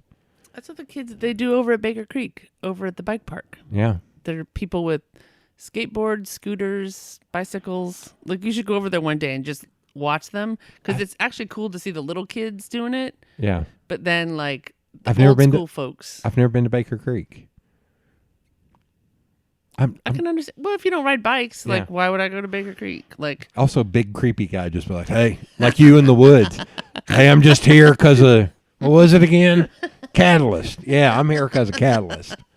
It's like, sir, that's next week. Shit. Yeah. Oh my goodness. Yeah, I forgot that they have that area that's just kind of like hills and shit. There's two areas. There's a jump line, and then so down the way that goes over to the JWP. Yeah, it's going to be a whole like entrance to the urban wilderness. That's awesome. Yeah, so there's lots of little things, because bikers come in all shapes, sizes, ages, right. And sometimes parents want to go, but they want to have something for their kids to do because they're not big enough to go on some of these trails. They're still on little Strider bikes trying to figure out, like, what am I doing? Right. So there's a whole bunch of stuff for them to play on. Then there's, there's a school right there, too. So what school is right there? I'm trying to think. Yeah. Kirk? Kirk, get on that, please. Quickly. But yeah, and then we just bought 26 acres as AMBC, so. That's insane. Yeah, it keeps getting bigger and bigger. And tonight, actually, it's Tuesday, so they have... South or Middle. Yes. So IAMS and AMBC have the first and third Tuesday of every month. There's going to be bands and food trucks and stuff over at the quarry. Yeah. So folks can go over there and ride bikes, and people that don't ride bikes can hang out in the quarry, or they can go paddling. I'm an idiot. I didn't realize how close I was to Baker Creek because I've been to Sono Taco many times. Wow. Okay, yeah. It's literally, you could walk over to Baker. Man, I know East Knoxville and I know North Knoxville.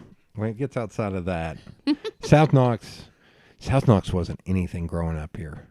Well, it's really just blown up over the past couple years. If only we could have got Ancient Lord to actually reach its full potential, that would have been great. Oh, is it not going to reach its full potential? It's essentially like a glorified Airbnb, it seems like at this point. Whereas it was supposed to be this massive, like, right, something you'd see in Pigeon Forge. Oh, okay. I thought it was on its way to doing that again. Like, maybe it is. Maybe I missed it. But in looking at the website, it looks like it's essentially like a very expensive Airbnb. Maybe I'm wrong. I should go look at it. So you kind of talked about what you've been doing recently and how easy it's been to mountain bike. But the first question I asked was, since episode 1, have you been outside the country to mountain bike? Have you ever thought about going up to like Isn't like mountain biking a big deal in like Canada or Banff? I know Banff is in Alaska, but wait, is Banff in? No, I think it's in British Columbia. Okay, it's somewhere up there. Yeah, I went to Fulton again. Plus, it's the north, so that it's above the Mason-Dixon line. So yeah, that to you is scary. Fuck off. Fuck you. drink. I have been to Boston. I've been to New York many times. San Francisco is one of my favorite cities. I've been to Chicago a lot. Fuck off. I was just kidding. It was too easy. I do love going to those towns, looking people in the eye and go, how y'all doing today? And freaking the shit out of people. I've told you my Yun story, right? No. Oh, who was I with? Seth Grossman. We went to Hot Springs. Brag. No, I don't know who Seth Grossman is. So. Wait, is he he was in a news? reporter. Yeah, he's not anymore, but he was. And we went to Hot Springs to do a story on Hot Springs. And we went to a little diner there, and the waitress came over all like Flo, from Alice. And she was like, how Yun's doing? And I was like, I'd never heard the word Yuns. Yeah. And I was like, is that, I don't know what that vernacular is. Yuns is actually a Pennsylvania thing, too. Really? Yeah. I'd never heard it. I just looked down because I didn't know what to do. Was he from here? Yeah, he's from Okay. here. Or he had been here long enough where he'd actually heard it. And Bill Williams actually uses it a lot. But at that point, I was still so new that I hadn't, Bill wasn't, there all the time. So I was like, and she left the table, and I was like, what is a Yun? And he was like, what? And I was like, Yun? He's like, Yuans. Yuans. Yeah. And I was like, oh. I mean, I was still getting used to y'all. Yeah. So I was like, okay. I think Yuns is actually more of a Pennsylvania thing. Because I know I've heard people from Philly or even Pittsburgh say Yuns. All right. Like it was a version of y'all. Yeah. I think it's through AIGA. The people I knew up there said that. And they're like, oh, yeah, that's our version of y'all.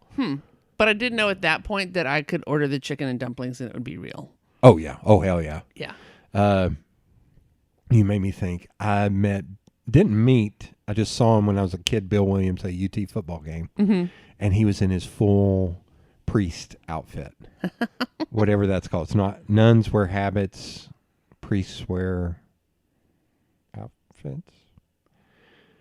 Whatever it was. But he turned around and I was it like... depends on what church you're in. Yeah, I was real little. So, yeah, I was like at least 4, maybe 3. I'm holding my hand up like 4 foot tall. I'm like, it's like 3 years old. And I just remember looking up at him and he smiled. He was very nice. Mm-hmm. Yeah. But seeing him in that outfit, I was like, what the fuck is happening? That's a dude from the news. Apparently it was Carl Williams. Carl Williams' son graduated with my dad and them at Fulton. And he lived right over. Wait, Carl Williams was before your time. Yeah. That he lived right over here somewhere, on like Orlando or something. Carl Williams and Bill Williams looked like they could have been brothers, and they were not related, which I always found fascinating to me when I was little. Okay, so how have you traveled abroad? And we're going to get you out of here on time so you're not late to your meeting. I have not mountain biked in another country since the Czech Republic. We did. I went to Morocco last February. Brag. No, because we almost didn't get back in the country. That was one of those. Oh, shit. Yeah, it was as COVID. Like when we first went, it was like COVID wasn't a big, yeah. Hadn't really. But then all of a sudden it was like COVID in Africa, COVID here, COVID there. And we got to Atlanta and we were like, are they going to let us back in the country? Yeah. And seriously. It was a day or two later when they cut off everything. They were like, no more. Wow. Yeah, so that was a little scary, but I didn't ride mountain bikes there, though. I thought about it, but nobody else on the trip. Like, it's one thing when you all ride a camel on the Sahara Desert, but it's another thing to be like, hey, do you guys want to go mountain biking? And they're like, yeah. Ooh, no. Yeah. But I need to make another trip and do that because that was a lot of fun. I'm just curious at this point, like, how big is it in other countries? Like, I feel like Scotland would be a great country to embrace mountain biking. So I work with Specialized, and so I follow a lot of the other ambassadors on Instagram. Yeah. And it's all different languages, like some beautiful landscapes. And that's where, too, maybe it's not mountain biking, but it's the gravel biking. Yeah. Because they don't all have trails. But I mean, we literally have trail builders from Knoxville that go to foreign countries and build trails. That's amazing. Yeah. So that's why we have such great trails here, because they live here. They, build them here. But, yeah, like I think Switzerland, like I just think everywhere now and especially after COVID. Yeah. I think that so many people, like you can't find a bike. Like you can't order a bike. You can't get pieces. It's kind of like toilet paper and gas. It really, oh my goodness, the gas. Yeah, I was a little nervous going over to Asheville. I was like, I have an RV, so it's diesel. So I was like, Yeah. Of course, the first gas station, I was like, I stopped because I had to like figure out where I was supposed to be going. And I was like, I'll just fill up real quick. I've got half a tank. That way you're just safe and not being, because diesel is a whole nother, you can't run out of diesel. But it was like there was no gas anywhere. And you saw these huge lines. Like Saturday morning, we were going over at like 7. And there were just like dangerous lines down the road, people waiting in line for gas. Sort of like, what was it, like the 80s? Was it 70s? 70s. It was when Carter was in there. Okay. I think there also was in the 80s. And hell, there was one in the 2000s, I remember. Because there was a place out on Clinton Highway that they had the cheapest gas in town. And there was a line like from where they were at all the way back to Merchants Road. Oh, wow. And they were like past Harley Davidson or around Harley Davidson. Mm-hmm. You know where it dips right there? Right there on the corner of that gas station had the cheapest gas in town when it was like $4 a gallon. And that line was going all the way back to, which is a mile, maybe. Yeah. Well, they were saying there was a guy in Atlanta that was like, I don't know how he had the gas. Like, obviously it wasn't in a shopping bag like some of the other folks, but he was making it like his business. Like you paid him $50 and he'd come to you and fill you up with gas, which I don't understand if he was like. Entrepreneur, man. Yeah. Gotta respect the hustle. Yeah. Oh, Lord. Okay, so you want to make it, so even worse than the getting me on a bike. So I have only been out of the country one time in Canada, in Windsor, for like 2 hours, if even that long, and that's it. Never been outside the country other than that. But you travel a lot within the country. Yes. Yeah. But still, going abroad is completely different. It is. But I think, too, it all depends on, where are your friends? What are your friends doing? And how, like, sometimes when I travel, I go, to Morocco is the first time I've ever traveled, like, all by myself to a foreign country to meet people that I didn't know, to go on a tour. Like, I all of a sudden turned into an 80-year-old woman. But it was out of my comfort zone and whatever. But it was one of those things where I was like, well, am I ever going to get a chance to go to Morocco again? Like, does anyone else want to go to Morocco? So I think that's where, it just all depends on what other people are doing. Like, I've never been to, I don't know, like, is it Savannah? Or what's the island that's over there? Tybee? Yeah, Tybee. Like, I've not traveled to, like, those places. Like, I need to see more of the South. Okay. But I just... Within reason. Yeah, but I mean, on the other hand, it's like, am I going to drive around in a car all by myself? Or, where are my friends? You guys want to go on a road trip? What do you want to do? And then when you have all married friends, they don't always have, I can just... That's why drunk Erin was so into me eating an entire pizza by myself. It's like, holy shit, someone's going to take this on? I got to see that shit. We got to film that shit and put it up on the YouTube. Entertained so simply. Yeah. That's my friends moved down to St. Augustine, and that's one of my favorite cities to go to. It's so cool. Mm-hmm. It's so interesting. And the weather's very temperate. Like, it's not like some of the other places in Florida, but it's really, really not. All along the coast. St. Augustine. I was born in Jacksonville. Oh, okay. Yeah. Duval County. Have you watched The Good Place? Ted Danson, Kristen Bell. The kid Jason is from Jacksonville, and that's all he does is talk about how amazing it is. Whereas Duval, but he does that, and then my friend Jason and I went to see a Jaguars game. Jason Snow went to see a Jaguars game there, and they did that, and both of us watched The Good Place and could not stop laughing.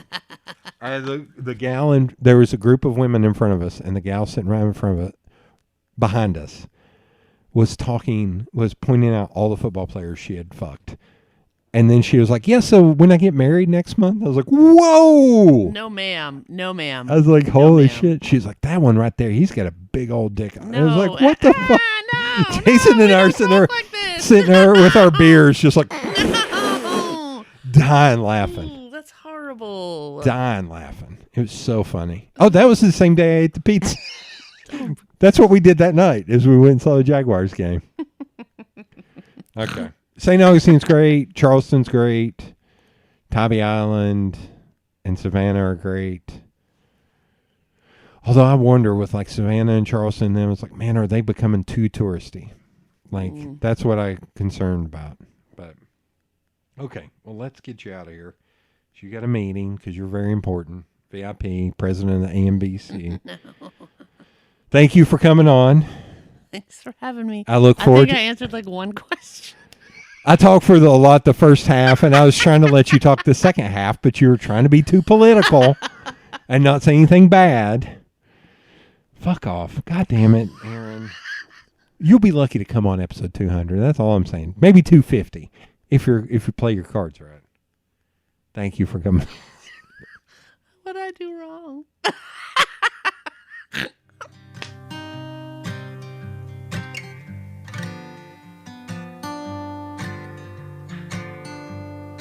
I'm only partly kidding. Not everyone shares like we do, Jody. I know.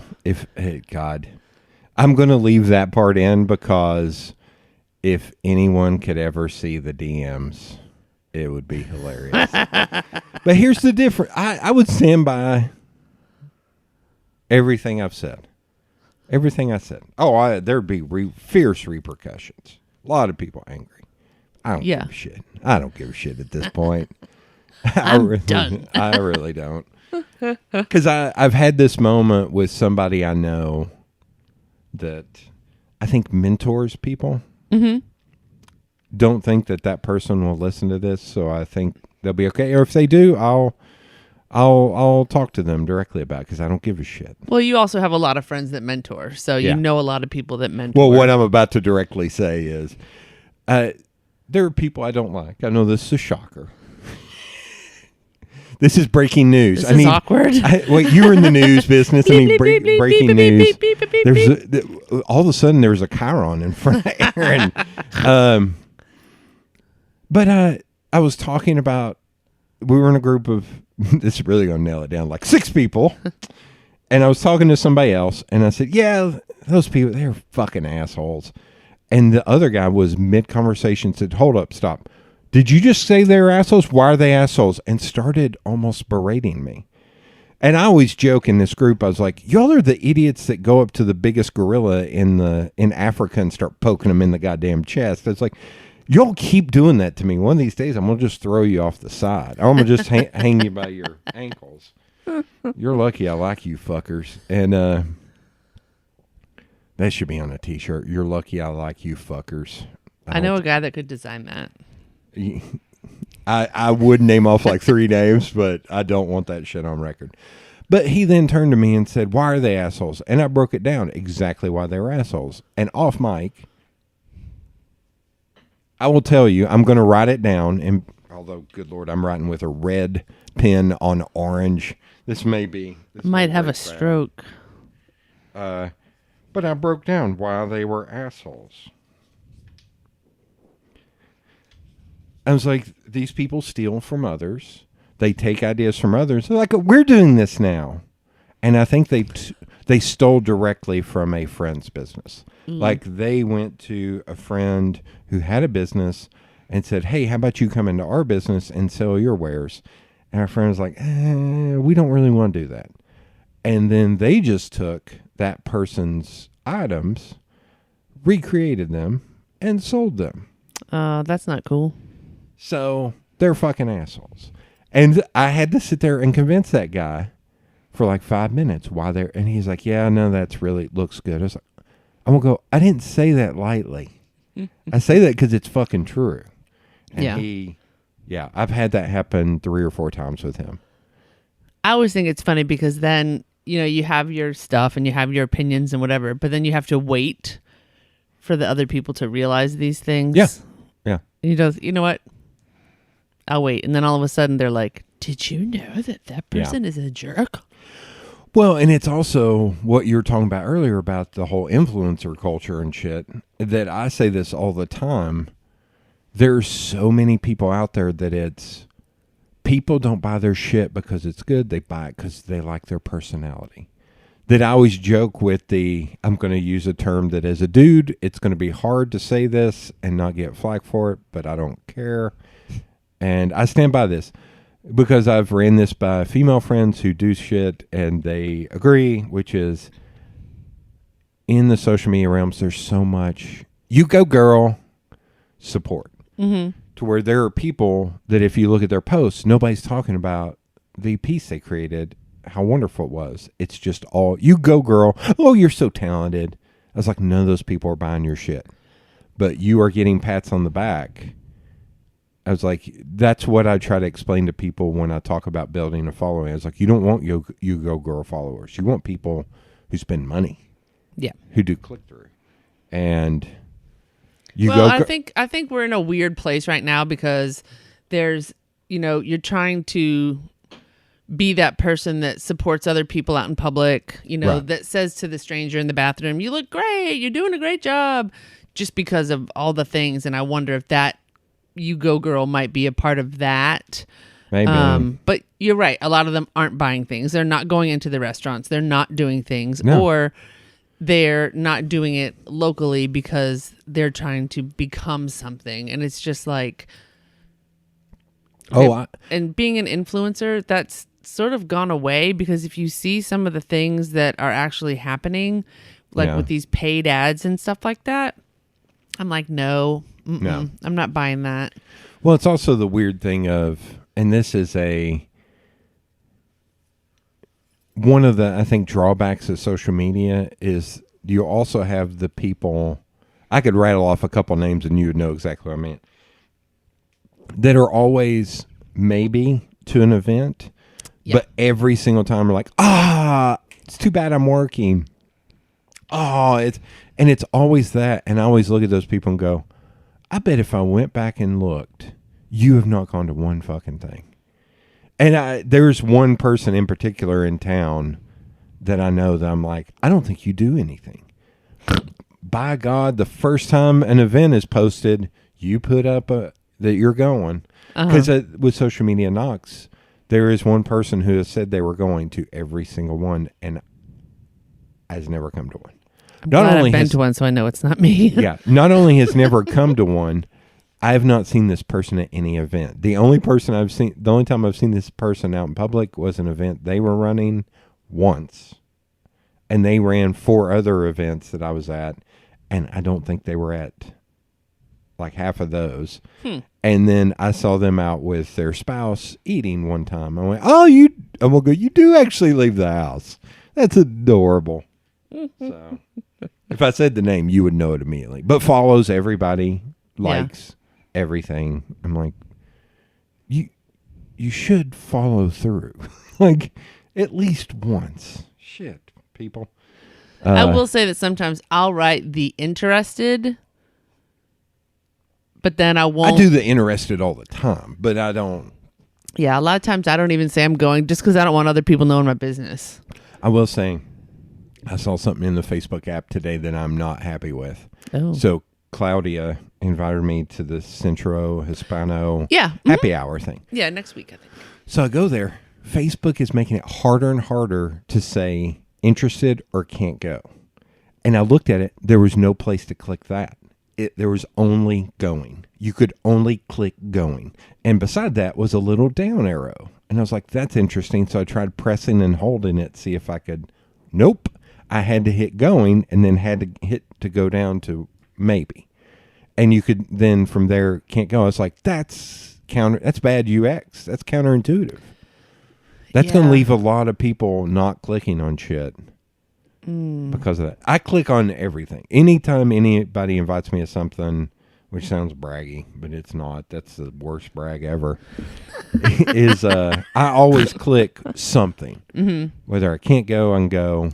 I don't, because a lot of times I don't see it. Like I think because I'm a social media manager for different companies, Right. I go back and forth through so many pages, Right. that I sometimes miss stuff that's on my own feed. And I always laugh when people are like, well, didn't you see my post? And I'm like, no, your algorithm with me, like, I think even Facebook looks at my algorithm because I'm like looking up stuff for clients and this and that. And they're probably like, what is this lady doing? So I'm curious how you feel about this. Good Lord, we're going into social media, and I actually have a goddamn question. But comfy? Are you cold? Are you hot? Are you? I'm comfy. Okay. My leg doesn't like to be down for long periods of time. I was going to say, I can move stuff if you need. Oh, it's okay. Do you not want my feet on your furniture? No. I don't want you to I've feel actually cuddled up in the uncomfortable. chair in the corner. That's why he's talking I didn't want about. you to feel uncomfortable like you were crammed or something. Okay. I'm good. Thank you. I apologize. I don't have my no. shoes on, though. My feet are clean-ish. Jesus, ish. All of the ish. Well, I have flip-flops on, I so... know. I had somebody the other day that told me that they think social media is going to get more social media marketing, which I've switched to saying digital marketing Yeah, I think everything's connected. But they said they think it's going to get more fractured to where you're going to have people just focusing on like Facebook paid ads, Google paid ads, all this stuff, and I listened to them, and I was like, no, it's not. I was like, I actually think Facebook ads are going to slowly start to go away because they're becoming less and less impactful. That I'm seeing that if you're not spending $30,000, I'm just seeing no result. Mm-hmm. I'm seeing not a lot of results on posts, and I'm seeing even less on paid. But there's like because I boosted something, and they're like, it's been viewed X amount of times. So I was like, and it got 3 likes. No, it hasn't. Because that was good content. It was a video I posted, the UT video. Mm-hmm. That it got a shit ton on LinkedIn, and it got nothing on Facebook, and did okay on Instagram, because Instagram really doesn't like horizontal video. It really doesn't like horizontal video. Yeah. But I'm just like, I think Facebook, I've been telling people not to rely on Facebook as much. I tell people that all the time. Like, yeah. It's been that way for like 2 years, I feel like. Yeah, but sometimes people, they hear something in a class that they go to, and they're like, this is what my professor said. And I'm like, yeah, but your professor's not doing social media every day. Your professor is teaching. Yeah. Like, we're actually in it, and, I'm on my phone, I'm at my computer. Like, I'm trying to teach somebody right now how to do social media. She's like, yeah, I used to do it like 5 or 6 years ago. And I was like, yeah, that, like, babies have been born then, like, new things and the game has new changed. competitors. Yeah. Well, and I hate to, I'm going to use an aggressive term that I love. Yeah. I think a lot of the people in that world now are pump and dumpers. They're people that are really good at sales. Mm-hmm. And they will almost like bully people into signing with them. They probably don't charge them much. Mm-hmm. And then they do their 6-month to a year contract, and they get dumped because they're not good at what they do. Oh, okay. Now I understand what you're saying. That makes sense. And I think that is actually a MO now. Mm-hmm. No. We just need to sign people. Like there is a company that every time I look at their stuff, I was like, your stuff's more about you. Right.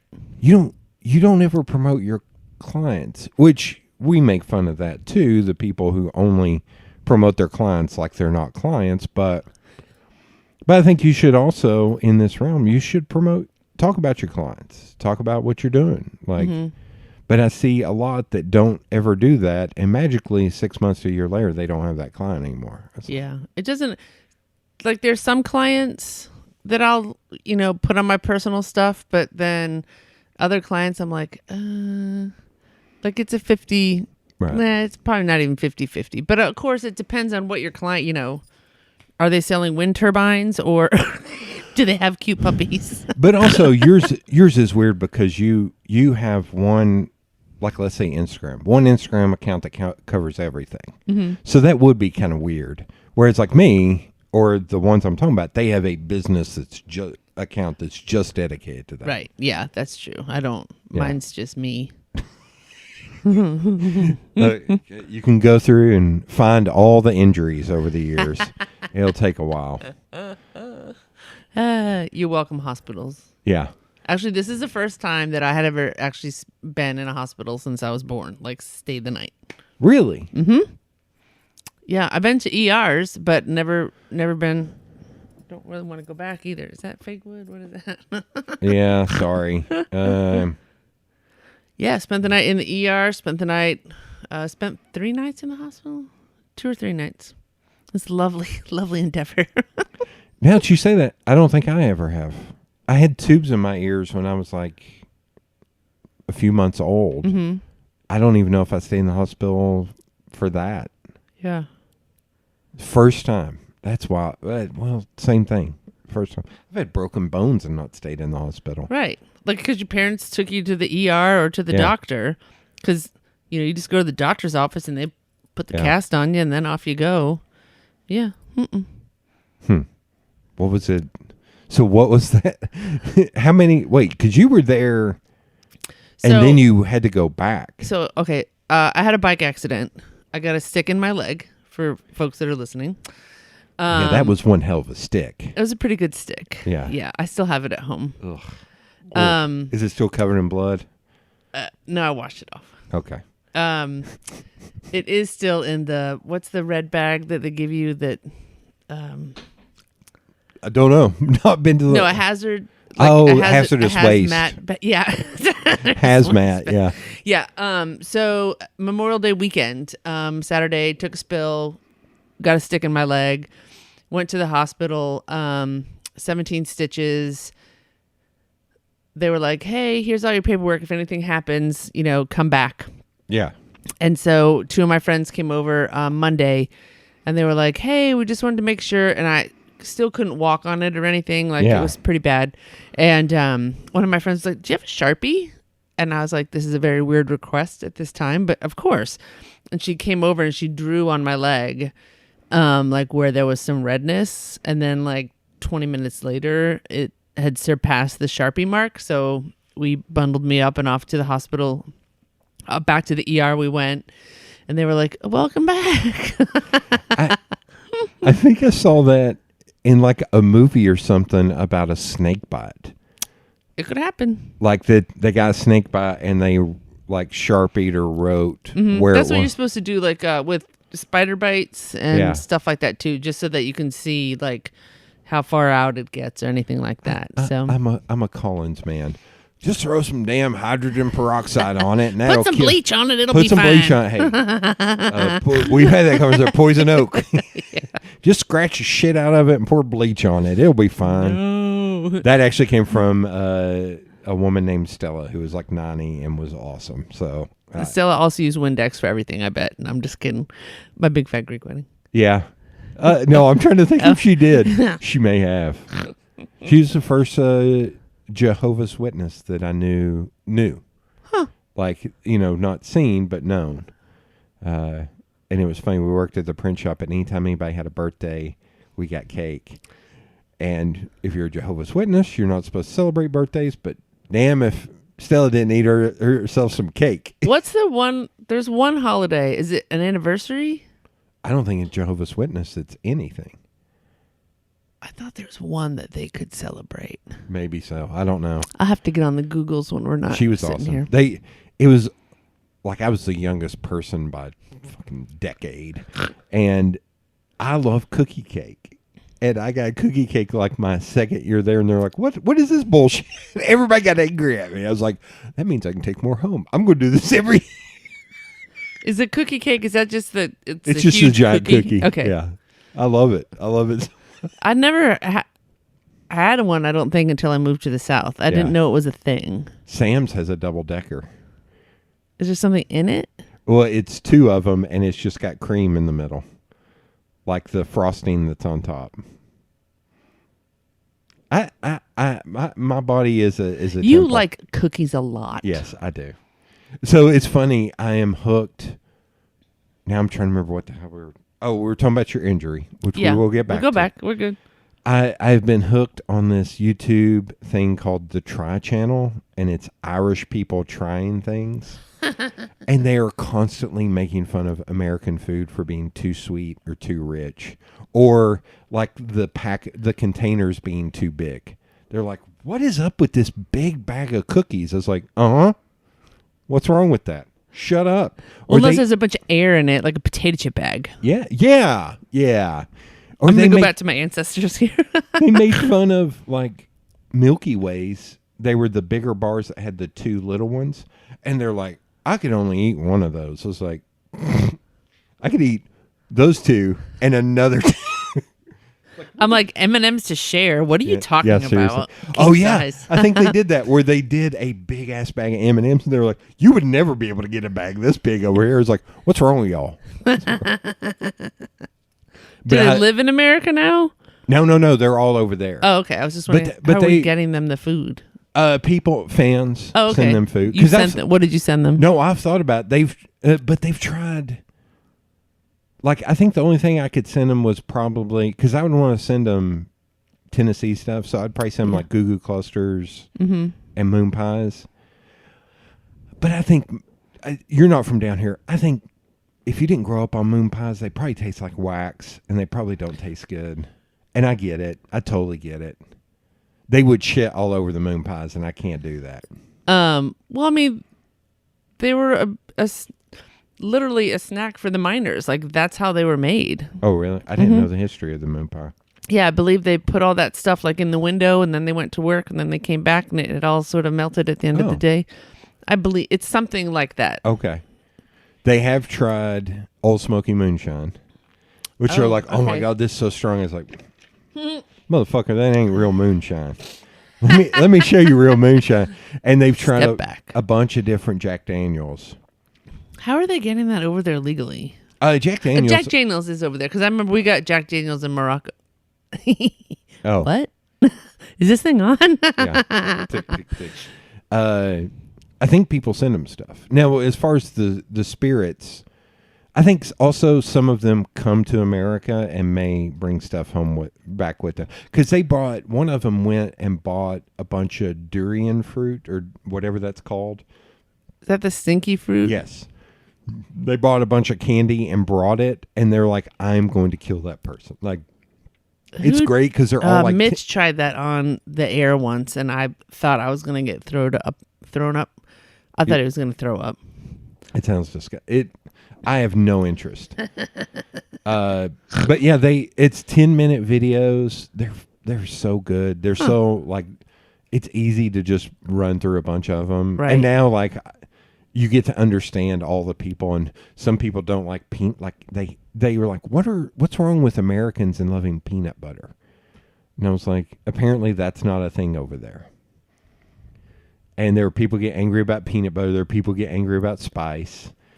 They did disgusting shots. No, the funniest is when they're doing like, these are American shots. I was like, no, they're not.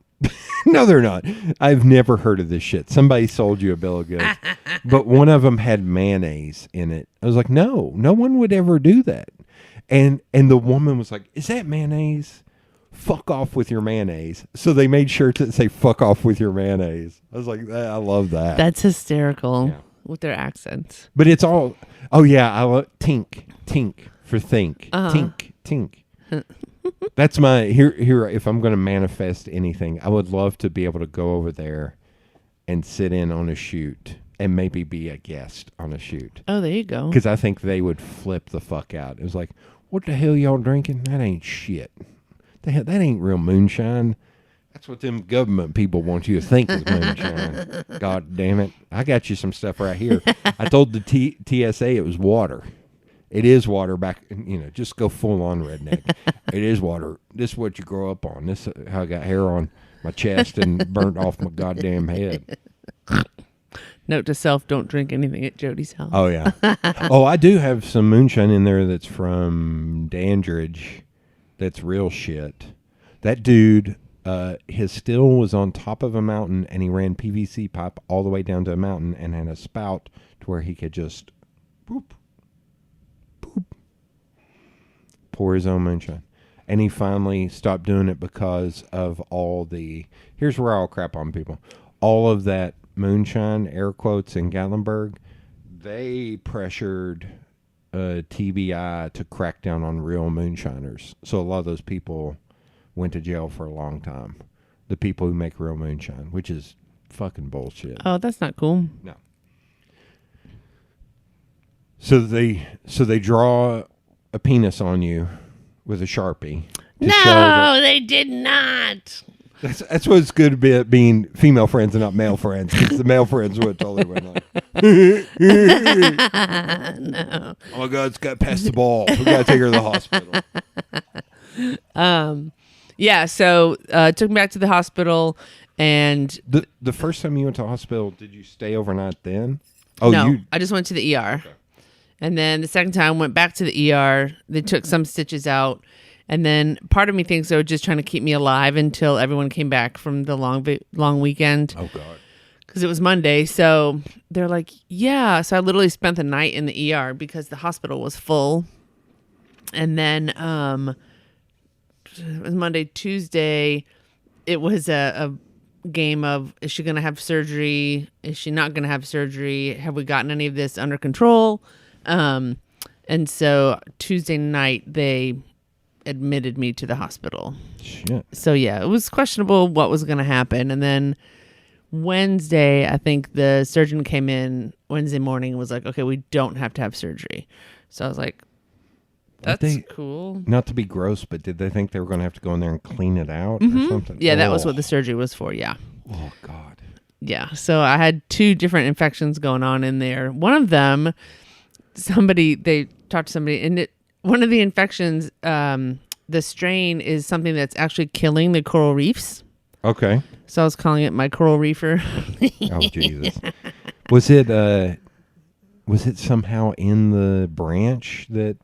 I guess. Well, it was over at Loyston, so maybe because the water that's there and birds and all that other stuff. So who knows? I heard something last October when I was down in Georgia that when you travel and hike and shit, you're supposed to like wash your shoes when you go from region to region to make sure that you don't transmit any micro. That's interesting. Well, it's like when you go camping and they don't want you to bring wood from other places. Yeah. So maybe there's something to that. How long were you in the hospital? 3 days.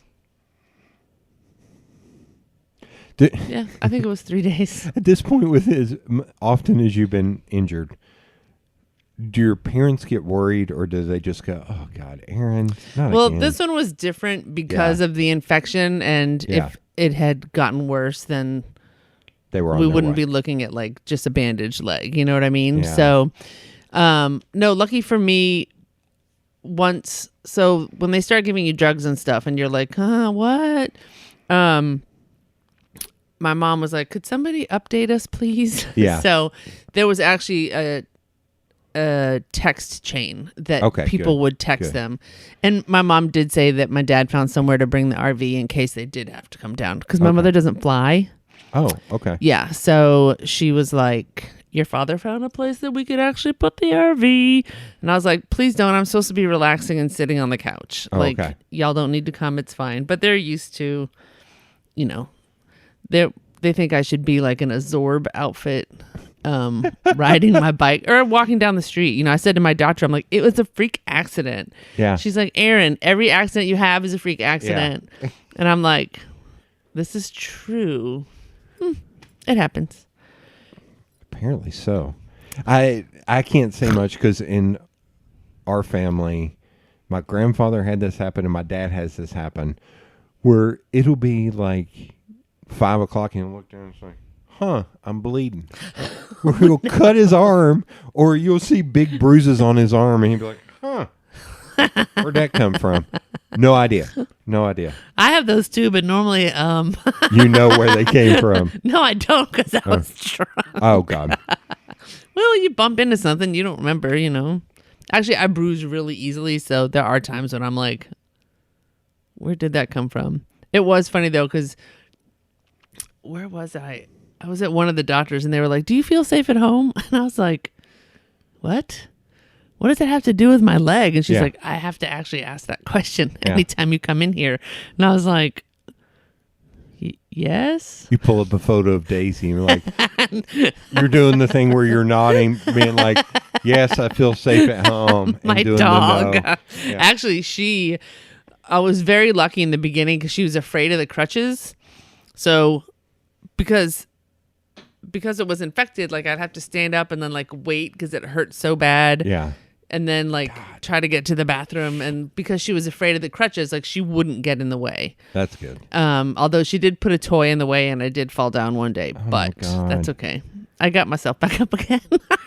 Well, it's like the day I left the donuts. Did I ask that you? That was so funny. Did I ask you? I was like, can you get these, or did I? I can't remember. If I didn't, I meant to be like, do I need to? I don't remember, but I remember like, I think you would,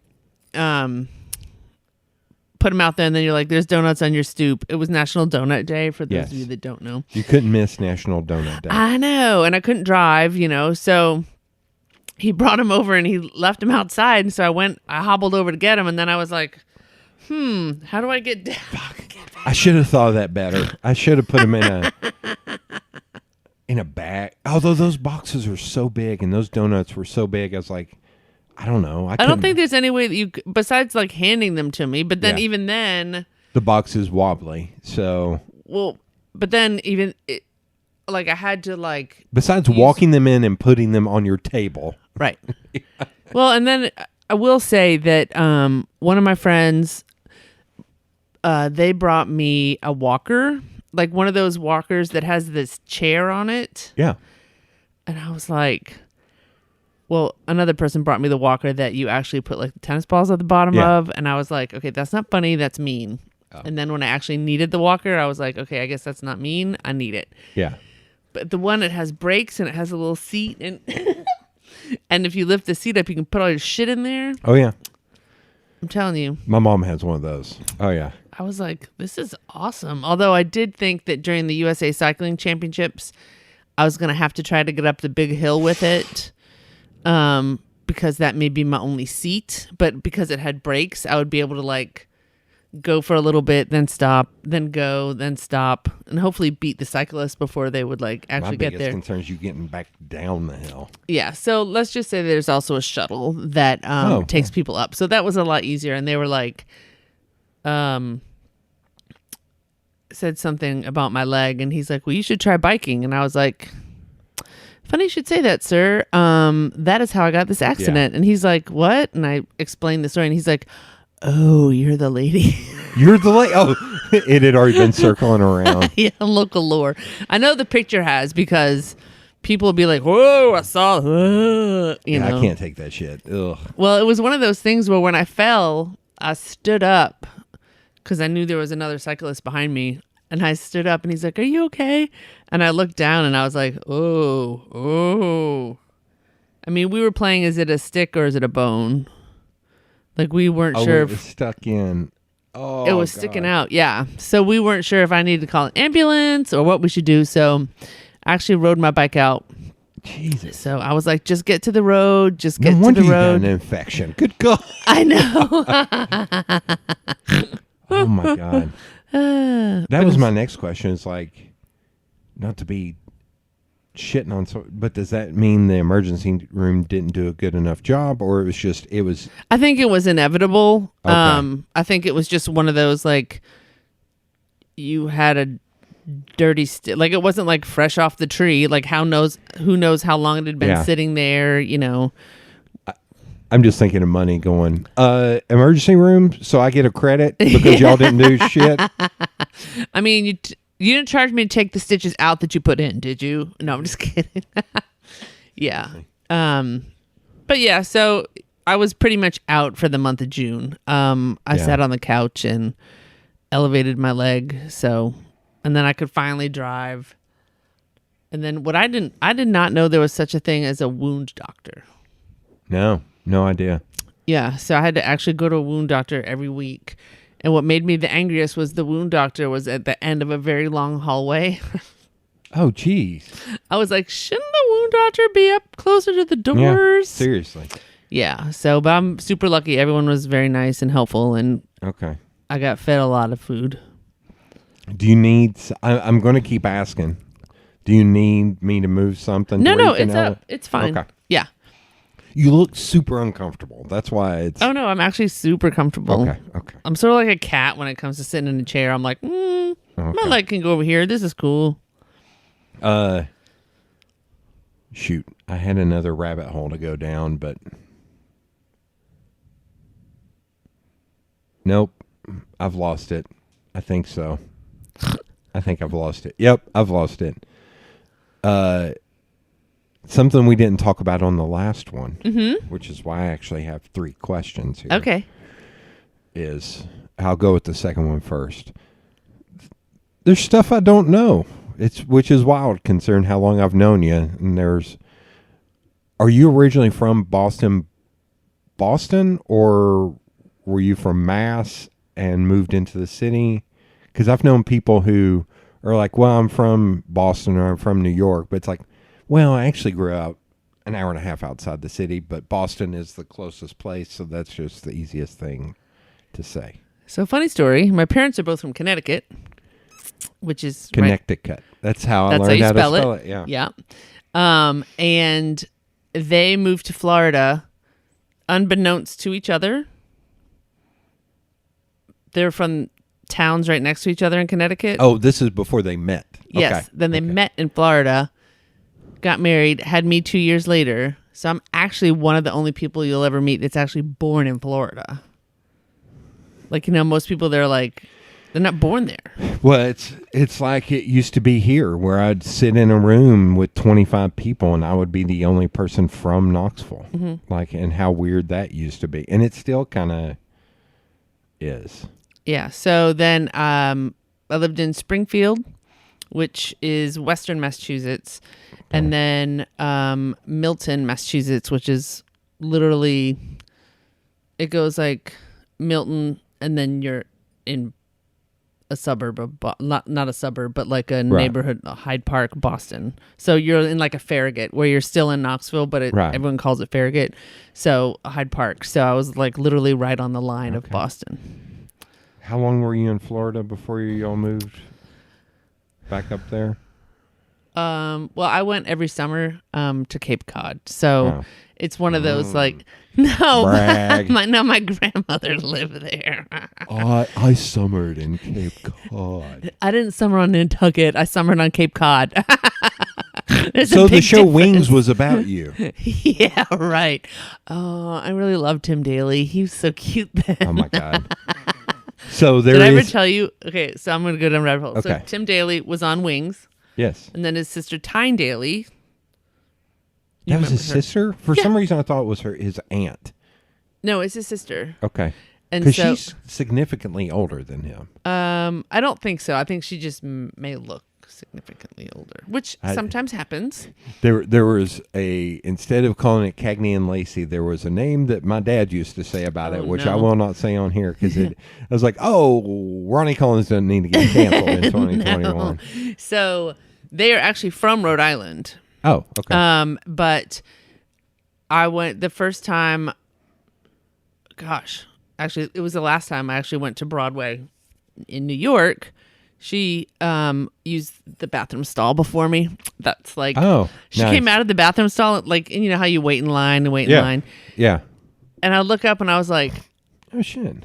And I got, and I was like, this is really awkward because I can't say anything like, I used to work in Rhode Island. I've met your brother, like bibbity bobbity boop. But instead I was you met Tim? Mm-hmm. Oh. Yeah, because he used to do a lot of stuff in Rhode Island for charity and stuff like that. So you're Cagney and or Lacey because I don't know which one you were. No, but I was like, and then I just went to the bathroom and I was like, you guys, oh my God. Because I think she might have been on Broadway. We went to see Wicked. Okay.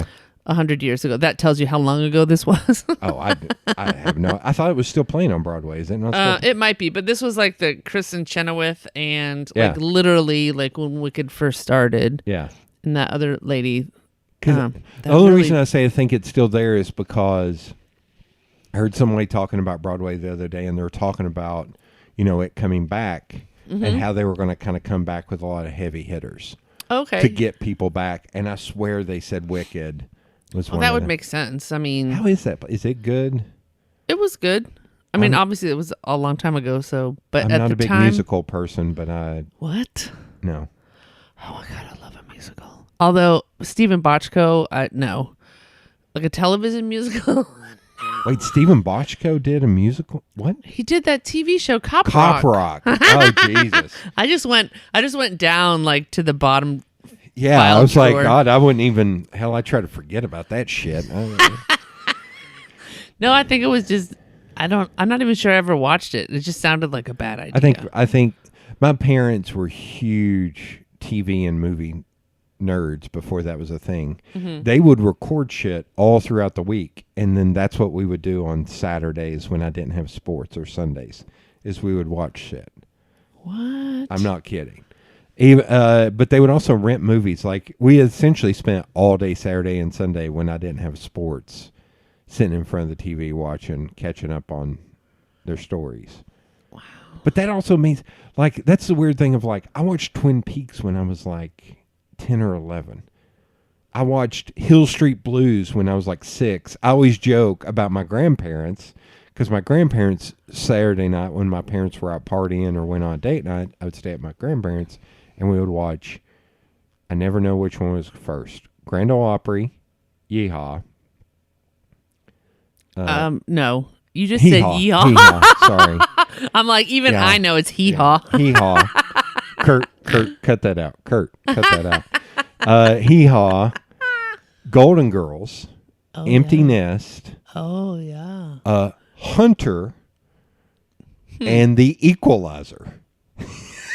I don't remember The Equalizer. So I was like 5 or 6, watching Hunter, about a Dirty Harry-esque cop and his partner, who a lot of times dressed like a streetwalker. And then Hunter was the one with Edward Woodward, where somebody would come to him with a problem and he would solve it, which a lot of times was murder. They remade it into 2 films with Denzel Washington, where same thing, where he's like former special services, special forces. But yeah, I watched that shit when I was way too young. Hill Street Blues, I was watching before I knew how to speak. That's funny. Yeah. And all my parents would take me to see One Flew Over the Cuckoo's Nest. And the people, Jesus. I was a little kid, and the people were like, this isn't, and they're like, we're her parents. Because I was too young. So when we would actually go to the movie theater, at some point, I don't remember which Herbie it was, but like they went to go see their movie and I was sent to go watch Herbie. Okay. Which I think we thought was safe then, probably wasn't. It probably but was. if you got me, you'd probably return me as soon as you took me. So My dad used to go from their house when he was like 5 or 6. He would get on the bus. He would go down to the bus stop. This is 1955. He would get on the bus, ride downtown Knoxville. Shut up. Stay all day in a movie theater watching creature features. And then get on the bus and ride back home at 5 or 6. That's crazy. Yeah. Yeah, I mean, we weren't, no. There were certain things you're allowed to do, but I was a latchkey kid. And so I remember, like, if anyone came to the door, you're like, my mom's in the shower, which I'm pretty sure was like code for, my parents aren't home. Right. Good Lord. Tim Daly. You were going to tell a story about Tim Daly. No, I was just saying it's hot. Oh. Yeah. My story was about Tyne. Oh, okay. Jesus. But they're from Rhode Island. Mm-hmm. Your parents were in Connecticut, or they were from Connecticut, moved to Florida, moved back to what brought them back to Boston or to Massachusetts, Western Mass? I'm gonna get it right, just like hee haw and yeehaw. I'm gonna get it right eventually. It was just time to move back. Oh, okay. But And they then didn't want to move back to Connecticut. They wanted. no, Connecticut at that time was super expensive, and so they and now they are in Maine. Okay. So when they moved to Maine when I was 15. Are they country Maine or near Portland, Maine? Oh, honey. So here's my story about me going to visit them in Maine for the first time. I get on the plane, fly to Boston, and then I'm 15 at this point. Get on the plane, fly to Boston. At Boston, I get on one of those little planes where they have Puddle jumper. yeah, but it has a curtain. It's not even a door, it's a curtain. Yeah. And so we start flying and we stop in, I think we stopped in like Portland, Maine, one other airport. And then we landed at what I thought was someone's home. And the pilots were like, "Shh," and then they got all their stuff and they opened the door and then they grabbed their bags and went out. And I'm looking out the window. I'm the only one left on the plane at this point. And I was like, and they're like, "Come on, let's go." And I was like, "Oh, this is it?" And they're like, "Yeah, it literally, the Bar Harbor Airport is, well, it's a little bit bigger now, but honest to God, I think all the lights were out. Like we were the last plane in. And like my parents were standing outside, like waiting for me because I'm not even sure like the actual airport was open." Jeez. And then we went to dinner somewhere near there. And as we were going home down this road, it started snowing. Yeah. And my father's like, "Okay, one thing that you can never do is stare at the snow when it's falling because it's mesmerizing and you'll like drive off the road." Yeah. Which you're like, "Okay, Dad, whatever." And then they turned into the driveway. It was a dirt driveway. Oh, geez. And I was like, where have these people moved to? Yeah. Like, what crack? Like, we didn't have any neighbors. Like, well, I got there at night, so I couldn't see anything. Yeah.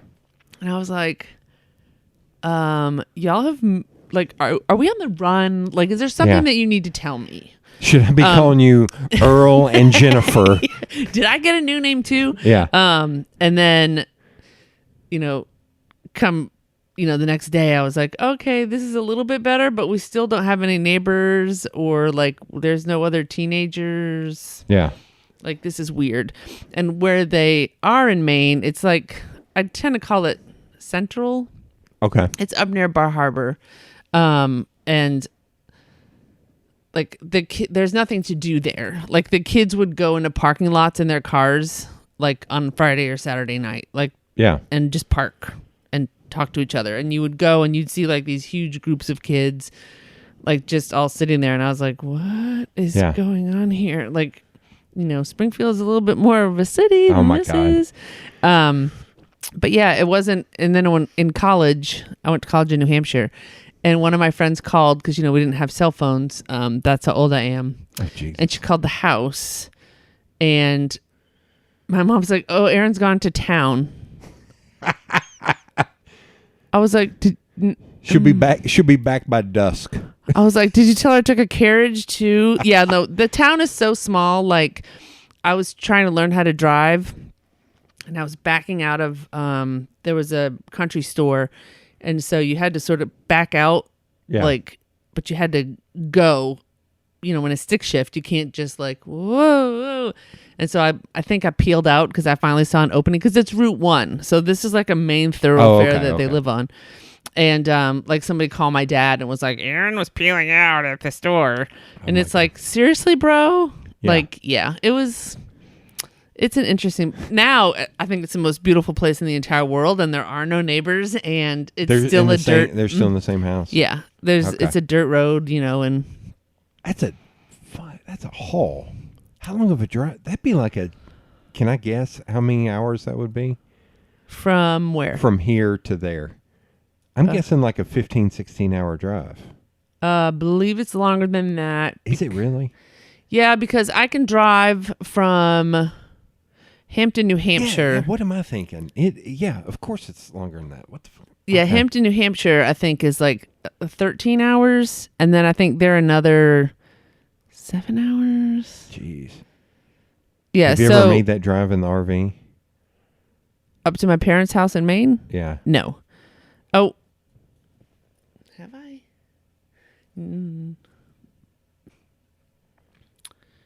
No, I think I've only gone as far as New Hampshire in the RV, and that's a 2-day drive. Like in the car, it's a lot easier in the car. Yeah. But yeah, so I have to stop in like Pennsylvania or somewhere around there in the RV. This is going to sound stupid, but I also grew up where I still love this factoid. My either history or geography teacher was the head football coach. Don't know which class it was. Because every time I would go in there, he's like, okay, you're here. You and Jeff go down to the locker room. And we would work out and clean up the locker room. And Jeff and I were both artists, so we would paint the signs for the advertisements on the side of the football field. Oh, cool. So I don't know if it's history or geography. I was amazed to find out, way too late, I was amazed to find out how rural Upper New York, Maine, Western Mass, and Western Jersey, like those states, because you know, growing up, they were like, oh, that's the city. Not really Maine. I knew Maine was kind of... Yeah, because I'm like, in Maine, so I used to work in Bangor at a TV station, and there would be like a plane crash, and they'd be like, you have to go to Township 34, and you're like... I think I mean more the Northeast when I say that. Gotcha. Because the same thing with like the middle of Pennsylvania looks like East Tennessee. Mm-hmm. It looks exactly... Like I was amazed driving back one time. I was like, holy shit, this looks like home. What is... Well, and that's where when people are like, oh, is it a big change for you to move to Tennessee? And I was like, no, we have rednecks and pickup trucks at home too. Oh, that's... Because people are trying to be, like, oh, you're a Yankee or whatever. And I'm like, no, people are the same all over the country. Like, it just depends on, where you live. Like, there's a city here, there's a city there. Like, there's farms. That's a big thing about people talking about, well, if you're from California, you're a liberal, you're all this. I was like, if you go in any state and drive 1 hour outside of any city, yeah. I was like, all I got is 2 words for you: Michigan militia. Like, there are parts in Southern California that are probably more redneck than some of the places you'll end up here in East Tennessee. Mm-hmm. But people don't like admitting that, like, because they never explore. Like, I don't know. Maine. The way life should be. That's their tagline. Oh, Maine is? Mm-hmm. I'm trying to think. Have you been to Maine? No. I've never been to Maine. I've only been to Boston once. Mm-hmm. I was amazed at how far, because I looked at, like, there's one point where I was looking at, like, taking a train, like, going up to D.C., and then parking somewhere, and then taking a train up to, because I have a friend in East Brunswick, New Jersey. Oh, okay. And I was like, maybe, as I was talking about doing like a baseball trip, this is like 10 years ago. I was like, well, maybe if I stay in D.C., then I can take the train up to Baltimore, and then take the train up and we go to the 2 New York stadiums, we go up to Boston, all that. And she was like, have you looked into that? It's like, no, why? And she was like, A, it's really fucking expensive. B, that's a lot longer than you think. And I'd always thought like Boston and New York were almost like across the harbor from one another growing up. Because that's always what it looked like on a map. It was all just so it's all like clumped together. And then there's like a weird arm that comes out that is Cape Cod. Yeah. Yeah. But yeah, a lot of that. And I think of places like, a good one's like Texas. So I have been to the airport in Texas, but I've never been exploring in Texas. I've never really explored. I've been to Texas twice. Once I was doing a documentary. Brag. No, I was working on it. I wasn't doing it, whatever. No, that's a joke in our cigar group. Oh. It's like anytime somebody says something, you either say brag or elitist. Like I had a job as a freelancer? What? No, it would be something like, I'm thinking of going to Wendy's after this. Elitist. What's the matter with Burger King? Yeah, we're idiots. Like, no. We did a documentary on hydrocephalus of all the random things. So we had to go to Texas, and I had to go. This will sound like a brag, but it's not. I had to go. So they have like these restaurants where only like the oil people can go. Like it's all men. Okay. Like it's something you would see in a movie. Yeah. But the men the women can't join, but the men can bring a woman. Okay. That made it sound even But weirder. it's a restaurant, not a lodge. Or is it kind of like a lodge? No, it's like rich old men. One of those okay. type of places. I'm sorry. I'm thinking too working class. I'm not thinking No, like... we were working class. They were not. And I think it was like it was all meat. You know what I mean? Like, it's Texas. All I'm thinking is any woman that's in there has big hair and bigger shoulder pads. Well, we didn't see any other women, but I was the videographer and the girl was the production assistant, and then we were with like the two producers or whatever. And of course she's like, is there a vegetarian option? And this was like 20 years ago. God. And I'm like, this is like a weird gentleman's club. Like, just be quiet and just eat like the potato. You know what I mean? Yeah. Yeah. Like, it just wasn't, you couldn't be a vegan or a vegetarian, And this was a while ago. Like, now I'm sure that they have lots of choices. But, and then the second time. I was going to say, the potato was probably cooked in lard or fatback or something. Jeez. Is that wrong? No. And the second time I went, I drove and I went to Houston, which I believe to be the hottest place on the planet Earth. I think it was July. And I had to talk to the lone survivor. Marcus Luttrell? Yes. Oh, shit. Donnie Wahlberg Mark Wahlberg was getting the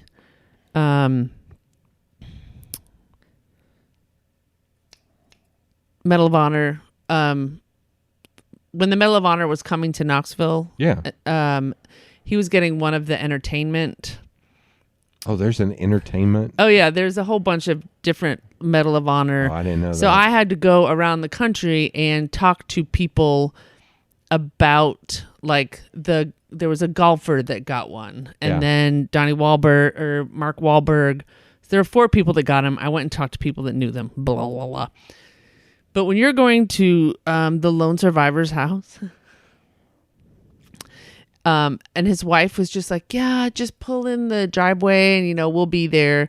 And so I pull into the first driveway, again, dirt road, Texas, and don't mess with Texas. And all of a sudden, thank God I was in a Visit Knoxville car, I think is the only reason I'm probably still alive today, because a woman came out and she was like, can I help you? And she had all these dogs. And I was like, I'm here to see Mr. Luttrell and his wife. And she's like, oh, they're not home right now. Why don't you come in the house? Like, don't just stand out here in the 8,000 degree weather. Yeah. And I walked in the house and there's like 2 big shotguns. It's actually his sister. Oh, okay. But there were these 2 huge shotguns. She's like, yeah, normally that's what I meet people with when they park in my driveway. And I was like, oh. And then, of course, going down the driveway, I just expected somebody to jump out in a ghillie suit. Like, it was a very scary drive down the driveway. Oh, God. Yeah, it was interesting. But I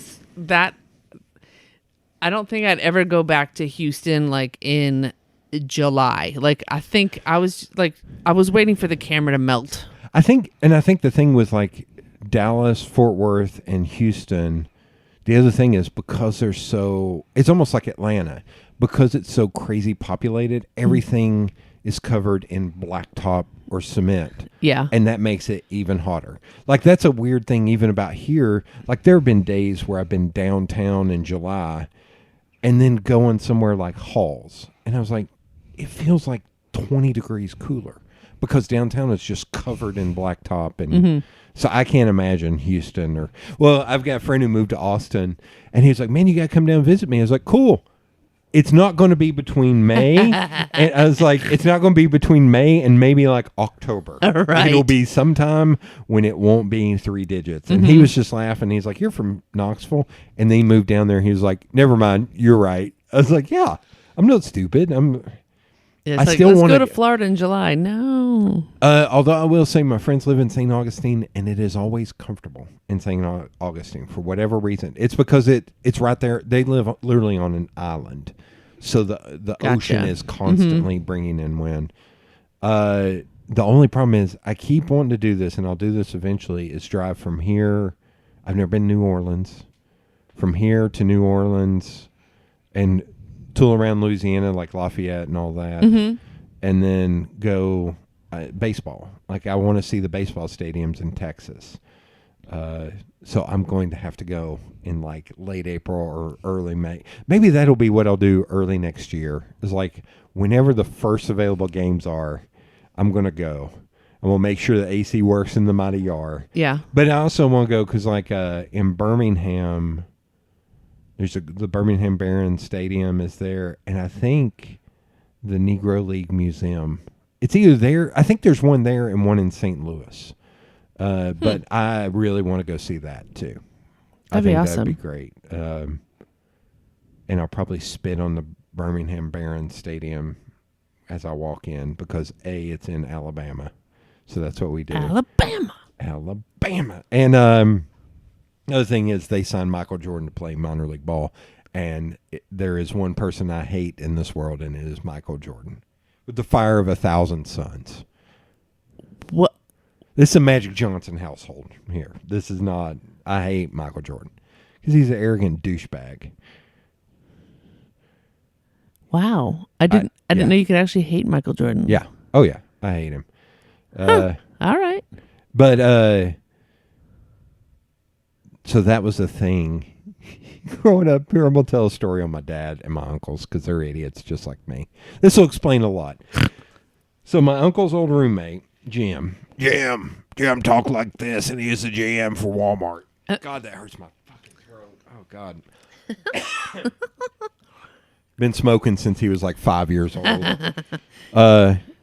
Drank like a savage. But he was from Alabama, huge diehard Alabama fan, football fan. And but they went down to an Alabama game, and the minute they crossed the line, and it was like 6 big dudes in 2 cars. Like they went down to stay to go to. Is anyone in your family under 6 feet? My mom. The runt, my uncle, the one who passed away, he was 6'1". Golly. Okay. My grandmother was 5 foot tall and maybe weighed 100 pounds soaking wet, and she was did not cross granny. You did not cross granny. She was not mean. She's the sweetest person in the world, but it's like she'd let you know if you crossed her. Yeah. She survived tuberculosis in like 1920 something. Like she had to be quarantined for like a month to 6 weeks and survived tuberculosis when she was a kid. She's a tough lady. She is awesome. Wow. Sweetest lady in the world. But they went to Alabama, and it was like my dad, my uncles, and Jim, and some of their friends, uncles. I always do air quotes. The minute they crossed the Alabama line, they pulled over the side of the road. Don't know how they knew to do this, but it was almost like a mind meld. And they got out, and Jim was like, "What the hell are y'all doing?" He's like, "We just crossed in Alabama. We got to piss on the state." And they peed in the middle of the day on the side of the interstate. And Jim was like, "You ass." Yeah. And so there was one time we were driving up to Michigan to see family, and we were in Ohio, and my dad and I just had to piss like racehorses. But we were in like Columbus on the interstate, and he's like, "Fuck it, this will work." He's like, "It's Ohio. Who gives a shit about Ohio?" It's not like somebody couldn't see you coming too, because Ohio, that's one of those flat states, right? Like Indiana, where you just like. Oh no, but we were in the middle of the city. Oh no! And we pulled over, gross. And we were driving up. We pulled over and just peed. I was like, "God damn it! There's an exit right there." We could have gone to, but it was late at night, and because I remember I was peeing and I was turned away from Dad, and I looked up, I was like, "Fuck, Mom's right there. What am I doing?" I was like, and I stepped over and pissed over the edge, and I was 16 or 15. So, yeah, that explains a lot about me. But, goddamn, I'm trying to remember where I'm going to pause for a second and go pee. Speak of the Dear God. Okay. What do you want to go back to? We were talking about your hatred of Michael Jordan, and then we just went down a whole Texas. I think we were talking about like states I've never been, but it's a weird thing. That's a weird thing talking to people about now. Is like the only time I've been outside of this country is I drove over from Detroit to Windsor, and I was there for like an hour because I went over and my phone was supposed to work, and it didn't work. And so I was like, I'm not getting too deep into this without having GPS. I was like, I realize I used to live that way. Right. But I don't live that. A map? You know how to read a map? Where the fuck was I going to get a map? Like that in Windsor is such a shithole. Oh, I've never been. I don't know. Like, I don't even think, I think I maybe saw one gas station. I was like, what the fuck? Oh, it was not great sitting. Oh, I stopped all right. at Tim Hortons and got made fun of for I asked a stupid American question.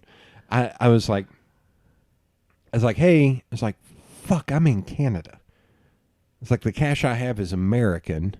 I have credit cards. Who fucking, I don't know how any of this shit works. Shut up. Fuck off. Fuck off with your mayonnaise. I'm going to. Fuck off with your mayonnaise. Fuck off with your. So I was like, stupid question. I can just use a credit card, right? It was better to ask the question than to get stuck. Yeah, definitely. And she was like, or maybe I even said cash. I think I did use cash. She was like, oh no, you can use American cash here. I just didn't want to use my credit card. Like, for whatever reason. Right. I'm still, yeah. But I was like, she's like, yes. Like, can I use this American Express in Canada? Yeah, fuck off. All I had was, the only credit card I had was my debit card. That's the thing that I was like, Yeah. I didn't want my bank shutting shit down. I gotcha. Yeah.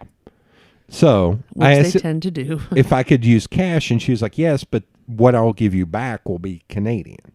I said, Okay. that's cool. I'll keep that. And then I was at Tim Hortons, because of course I'm in fucking Canada, and me and donuts. So I got donuts, and I was like, in a black coffee, and she was like, what is it with you Americans and black coffee? And I almost went, what, do y'all put fucking maple syrup in your coffee? Then I talked to a Bailey who's like, yeah, they do actually put maple syrup. It's like, can you live the stereotype any harder? That was the hottest coffee. Oh shit. Do you need? No, I was just I was recentering my skirt. I was like, that was the hottest coffee I've ever had in my life. Even walking around, and then by the time I got to the border, it was still too hot to drink. I was like, what the fuck kind of lava did you give me? Because I got black coffee. That's probably why, because they put cream and sugar in it. Yeah. But yeah, that's the only time I've been outside the country. And we grew up pretty poor. And like, there are people that make fun of, you haven't been here? It's like, no. It's like the first trip I took on my own as an adult was to Asheville in like 2004. That I took it, and I was there for like a week. Mm-hmm. And it was awesome. And fucking that, and watching Anthony goddamn Bourdain like every other basic white person, it made me want to go. And I would just be like, fuck it, I'm going to go to San Francisco for 10 days. Fuck it, I'm going to go to New York for 10 days. Fuck it, I'm going to go to Chicago for 5 days.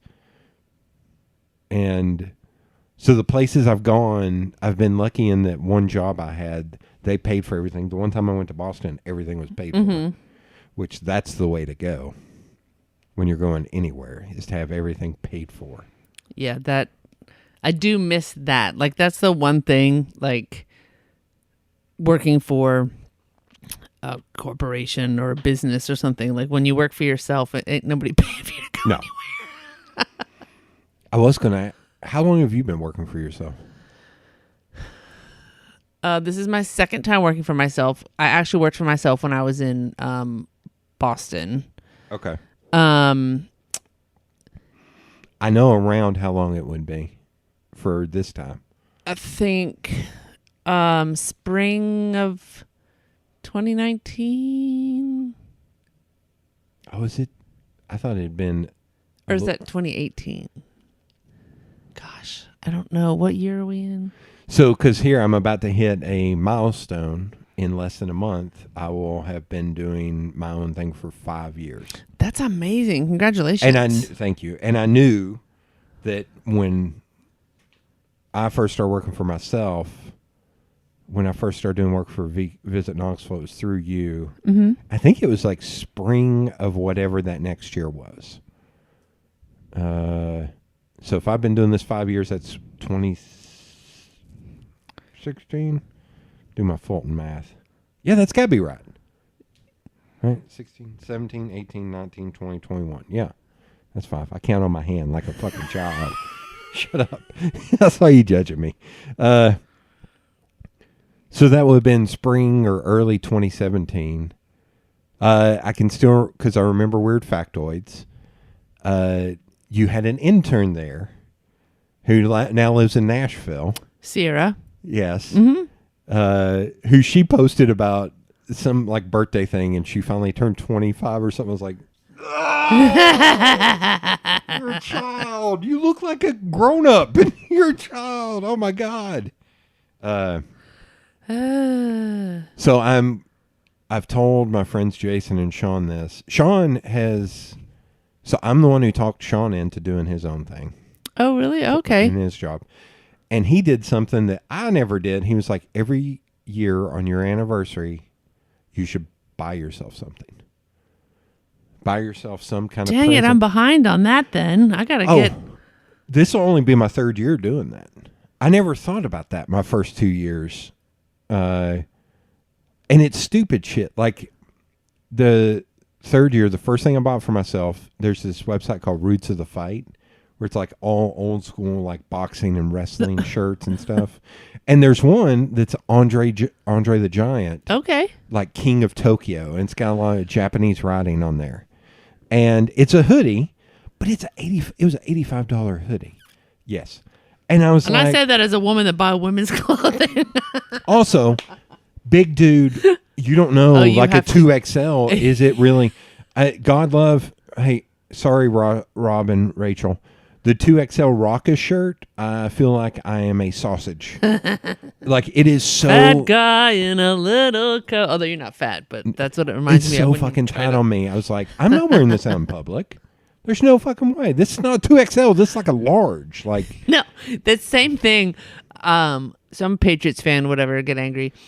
Ugh. But whenever you go to buy like women's clothing over there, it's like, oh, you need a XXX 5er, and you're like this, and then they send you like this tiny shirt. Yeah. So, well, I've thought about going on a rant like before. I was like, can we not just get standardized shit? Like a 2XL in a t-shirt should have shoulders that are X big, height that is X big, head hole, neck, head hole. Fuck off. God damn it, Erin. That is X big, and like circumference of like where the belly is, the base, like because it drives me nuts that I have some shirts that are 2XL that feel like a large, and I've got some 2XLs. I'm like, is this a tent? What the fuck is this? Try looking at a women's closet where there are sizes from 8 to 16, and they are literally all the same size. Also tall. Like, I can't buy anything at Walmart or Old Navy because it's all too short. It's belly shirts. I was like, what year are we living in that you can't figure out that people are tall? Well, we can't find sleeves. Dad says in men's clothing, they think that if you're fat, you're short, and if you're tall, you weigh 100 pounds, and there's never in between. So I bought the Andre the Giant hoodie, which I think I bought 3XL, and it's still kind of fucking small. I'm like, are you kidding me? You're literally making stuff for sport, but they're making for cut people who want to show off. I'm like, fuck off. Then it needs to say athletic cut. Yes.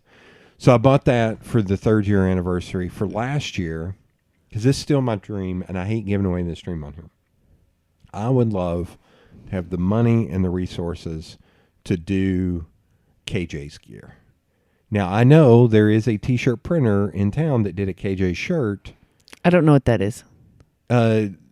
When I was growing up at Bill Meyer Stadium, it wasn't the Blue Jays, it was the KJs. That was the minor league team before it was the Smokies. Gotcha. So I had been trying to find this Blue Jays hat, even though I'm a Dodgers fan, that looked like the old school KJs caps, because it's white on the crown of the head, but blue on the back, but it's got a lighter blue around the actual Blue Jay. And I finally found it, and that's what I bought for myself last year. Last year? Maybe the year before. I may have skipped last year, because last year was tough. Yeah. I can't remember. But, yeah, I did skip last year. I think. I don't fucking know. Anyway. So what you're telling me is I have to buy myself a gift on my anniversary. It doesn't have to be huge. Okay. And I was talking to Jason and Sean, I was like, if you guys have any ideas, I was like, I don't want to be a cigar. I don't want to be a bourbon.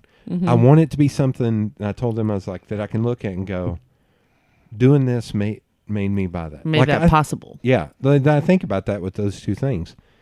But here's why I brought up Sierra.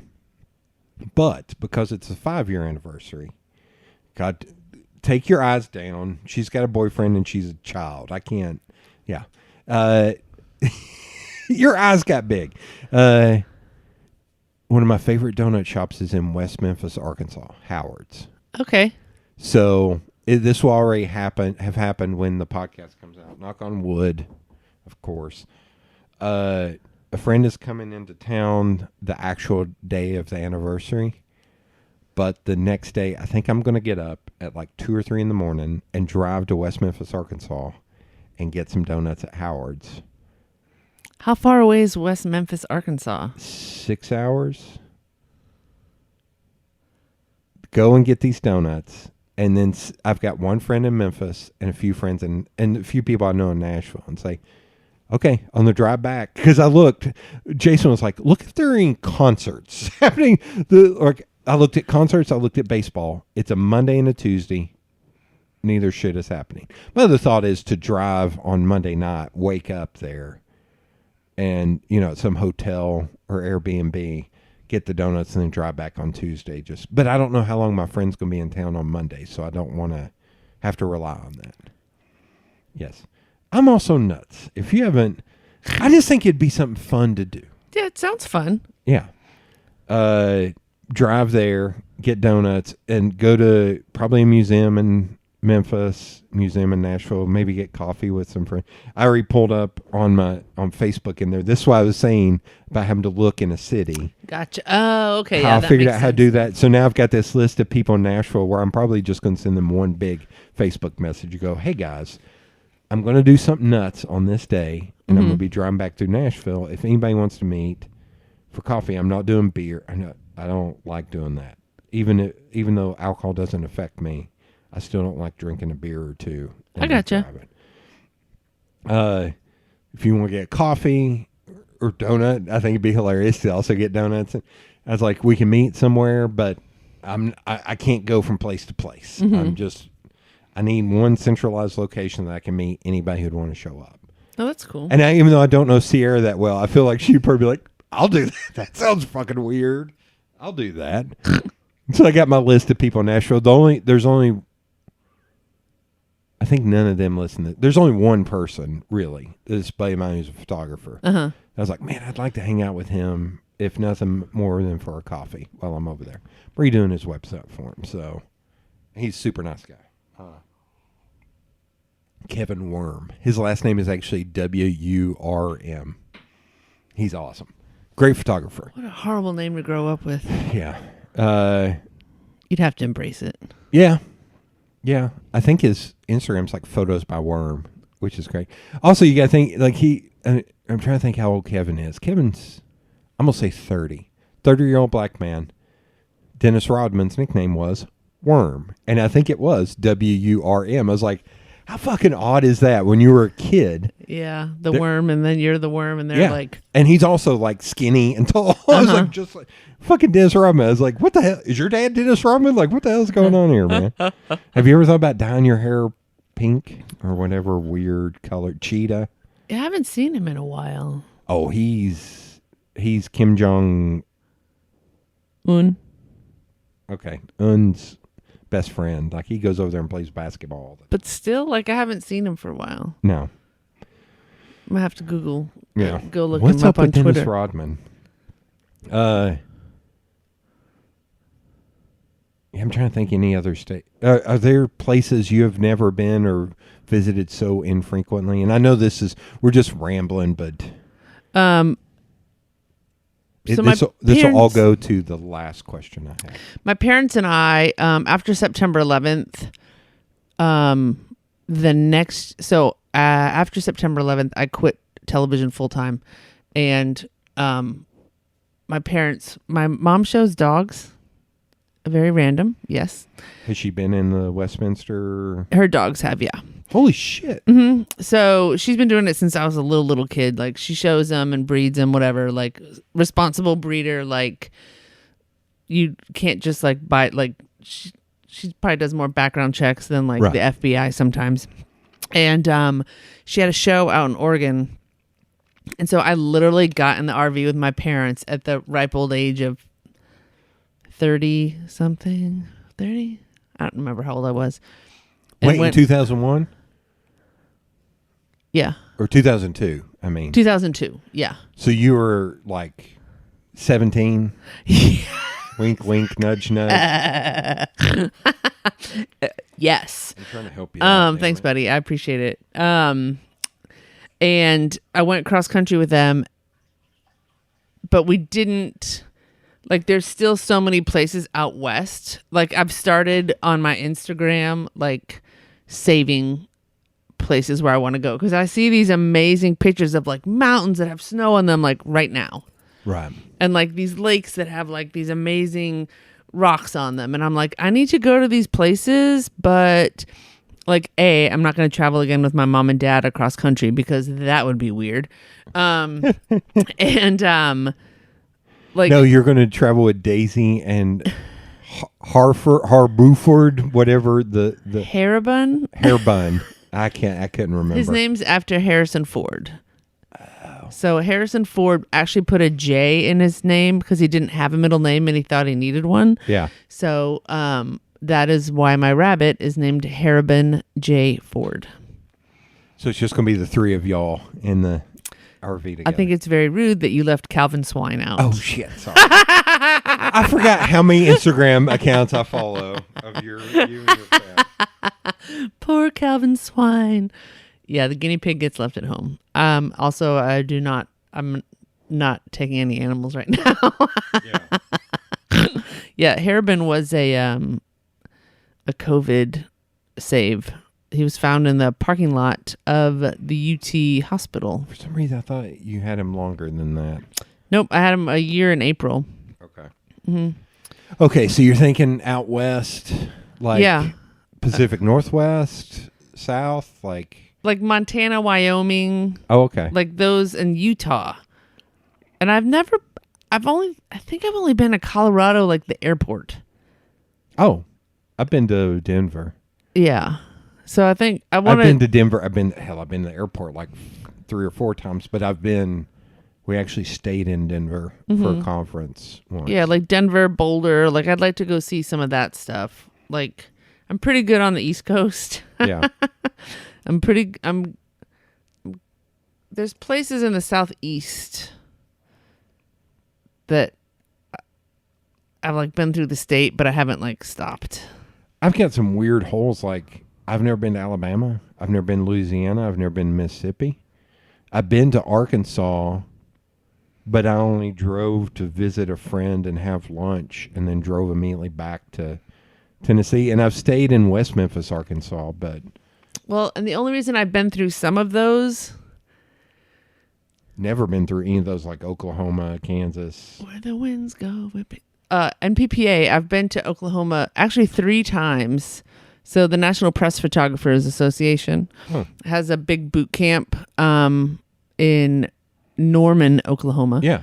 And then we went back because when I was in Rhode Island, the NCAA tournament was in Oklahoma. And then we went tornado chasing in Oklahoma. So for some weird reason, I've been to Oklahoma 3 times. Okay. Random. Okay. I'm trying to think. But, what I was going to say is when we went cross country, Yeah. we were going to go back the way we came so that we could look at the stuff that we missed. But then, remember they had the sniper? That's was he in DC. DC, yeah. So we couldn't, so we had to go like down and then like come around and do like a weird, like, okay. so that's when I got to go to Graceland. My parents, my dad's like, what? Why would you want to go to Graceland? That's so dumb. But I don't know music without Elvis Presley. You know what I mean? Like he was alive my whole life, but Right. my dad was like, what? And so we literally stayed in like a campground that was near Graceland so that I could walk over. Like it was the one thing I asked for.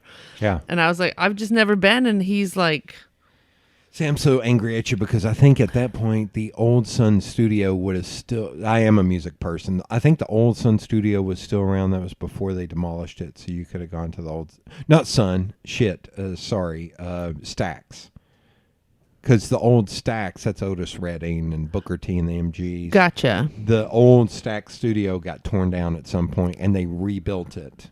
And made it more of a community center, kind of museum kind of thing. Well, I think the only reason I even knew of Graceland was because... Paul Simon? No. You're an asshole. No.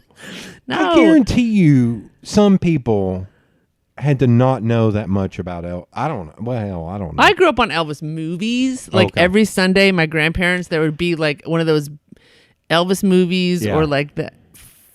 Frankie Avalon and Annette Funicello.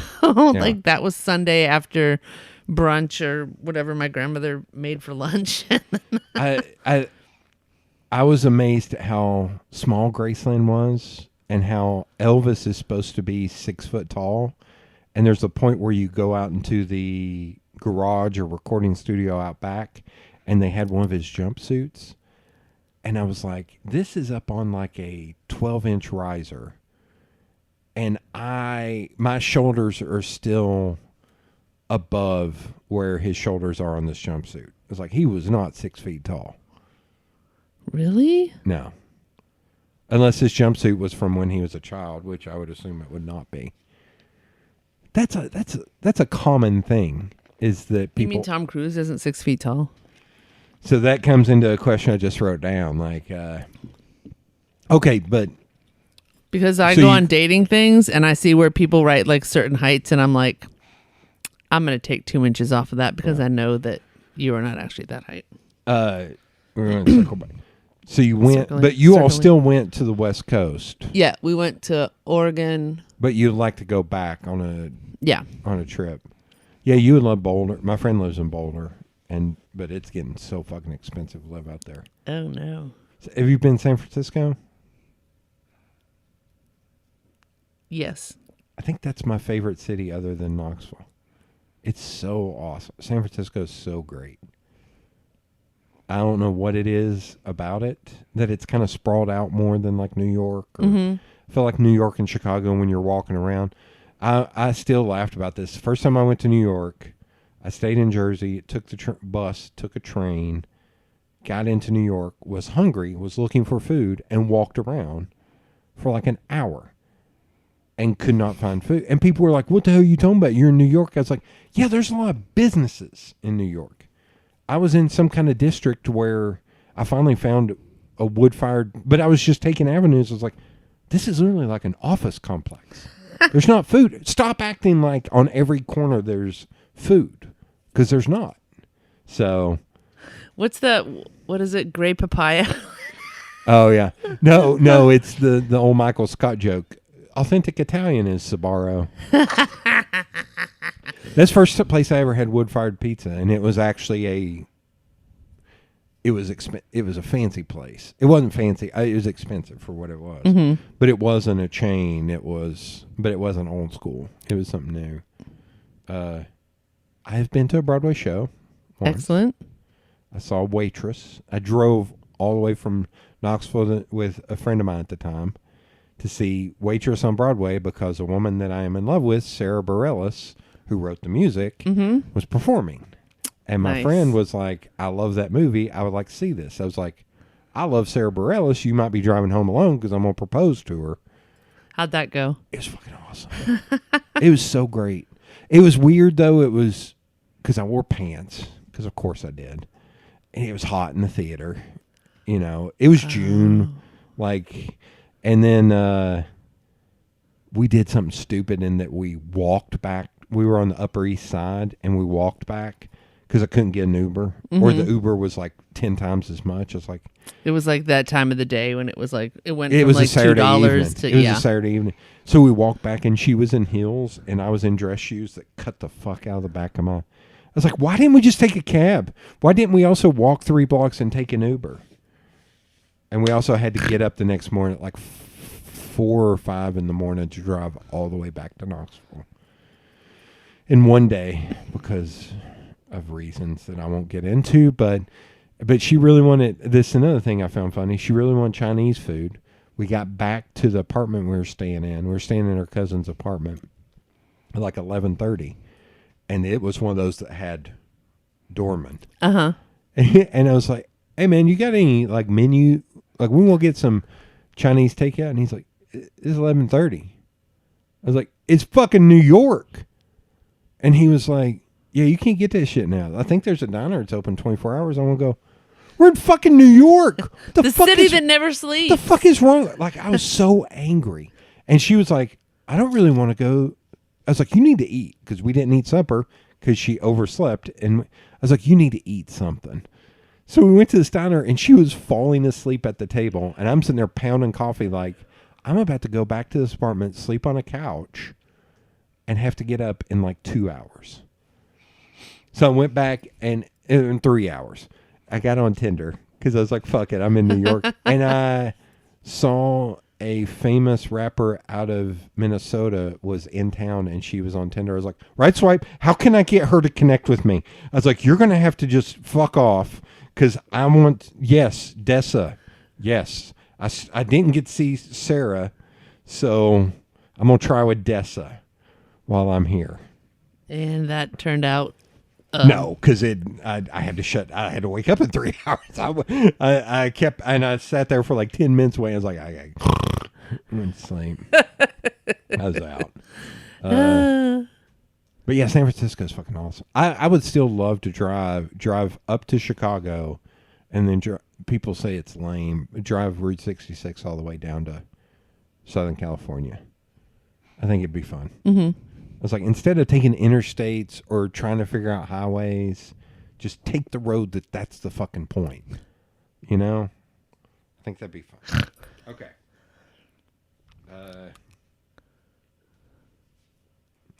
Hell, now I'm worried about time. How did you get into broadcast? Did you take that in school? Actually, no. I went to college to become a psychiatrist. Okay, that explains a lot. And I had always done theater. I wanted to become a Broadway star, now that we're talking about Broadway. And There's still time. There's still time. I don't think so. My father was... my parents are not... you're the best kid in the whole world. Like, you can do anything you want. Like, I told my father about this dream, and he was like... Yeah. Aim lower. Like, do you know how many actors and actresses are out there trying to get jobs, like working as a bartender, and then they do this, or they wait tables all day, and then they go bip, bip, bip, bip, bip, bip, bip, bip, bip. And he's like, what about you stands out that would make it so that you could be a Broadway star? And I was still a little kid. Like, I was probably like 9 or 10. Like, it was that formidable time when you're like, well, I'm an average neighborly kid. You know what I mean? Like, right. I didn't have an amazing voice, probably was overweight at that point. And so I was like, okay, well, I'm going to pivot and we'll sort of see. But I did apply at like 2 schools in New York for acting, and then the one that I got into, they were like, you can't do any other acting while you're still in school, because they want you to take classes, right? And you can't go like get side gigs and try to be doing stuff. Like, you can be a waiter or a waitress, but you can't do all this other stuff. So my parents were like, maybe you should go to a school where you could still try and be an actress at some point, but you'll have something to fall back on, which is very good advice. Like, when you hear it when you're a teenager, you're like, you guys are so mean, I hate you. But like, now I'm like, okay, thank God. Because it also sort of puts you in your place and makes you humble to be like, okay, yeah, I probably, there are people out there that are going to be better. Okay, great. So I went to school. They had a pretty good theater department, and I could be a psychiatrist because I wanted to help people and save the world. And once I got into a lot of those psych classes, I think the second year I realized that I didn't have what it takes, like, to be that type of doctor. Like, I didn't think I had the bandwidth to be able to help. I'm just imagining somebody saying something and going, "You are stupid. What the fuck is wrong with you?" Just clapping at them. Pull yourself up by your bootstraps and let's go. Yeah. So, or you just quietly going, interesting. What the? Yeah. So I changed my major to mass communications, so I could still save the world, but do it through stories and be a reporter and anchor, and then that way, it was still like doing stuff, working with people, whatever. And then my first job, the first news director that I had, when he was in a maroon coat, told me that I needed to lose weight, cut my hair, and wear more makeup, and then maybe I would be able to be a reporter or an anchor. Jesus. And so that is when I was like, okay, well, I'm not really sure about that, because I don't think that's what makes somebody good at what they do. Is like it helps, when you look better sometimes, but the fact is, if you're doing a good job and telling the story. So I was like, you know what? I don't have to wear makeup, I don't have to cut my hair, and I don't have to lose weight to be a videographer. And I've done photography my whole life. Okay. So I just had to learn how to use the camera. And that, so once I graduated from college, I did an internship at that TV station where he told me I needed to lose weight and everything. And then that TV station actually hired me to be a Chiron operator like a year out of college. And in between that time, I worked at 2 different stores, one of which was a Mother Care, which was clothing for women that were pregnant at the mall. Oh, okay. Yeah. So I saved a lot of money that summer. Didn't use my discount. Oh, my God. No, I'm just... God damn it. Okay.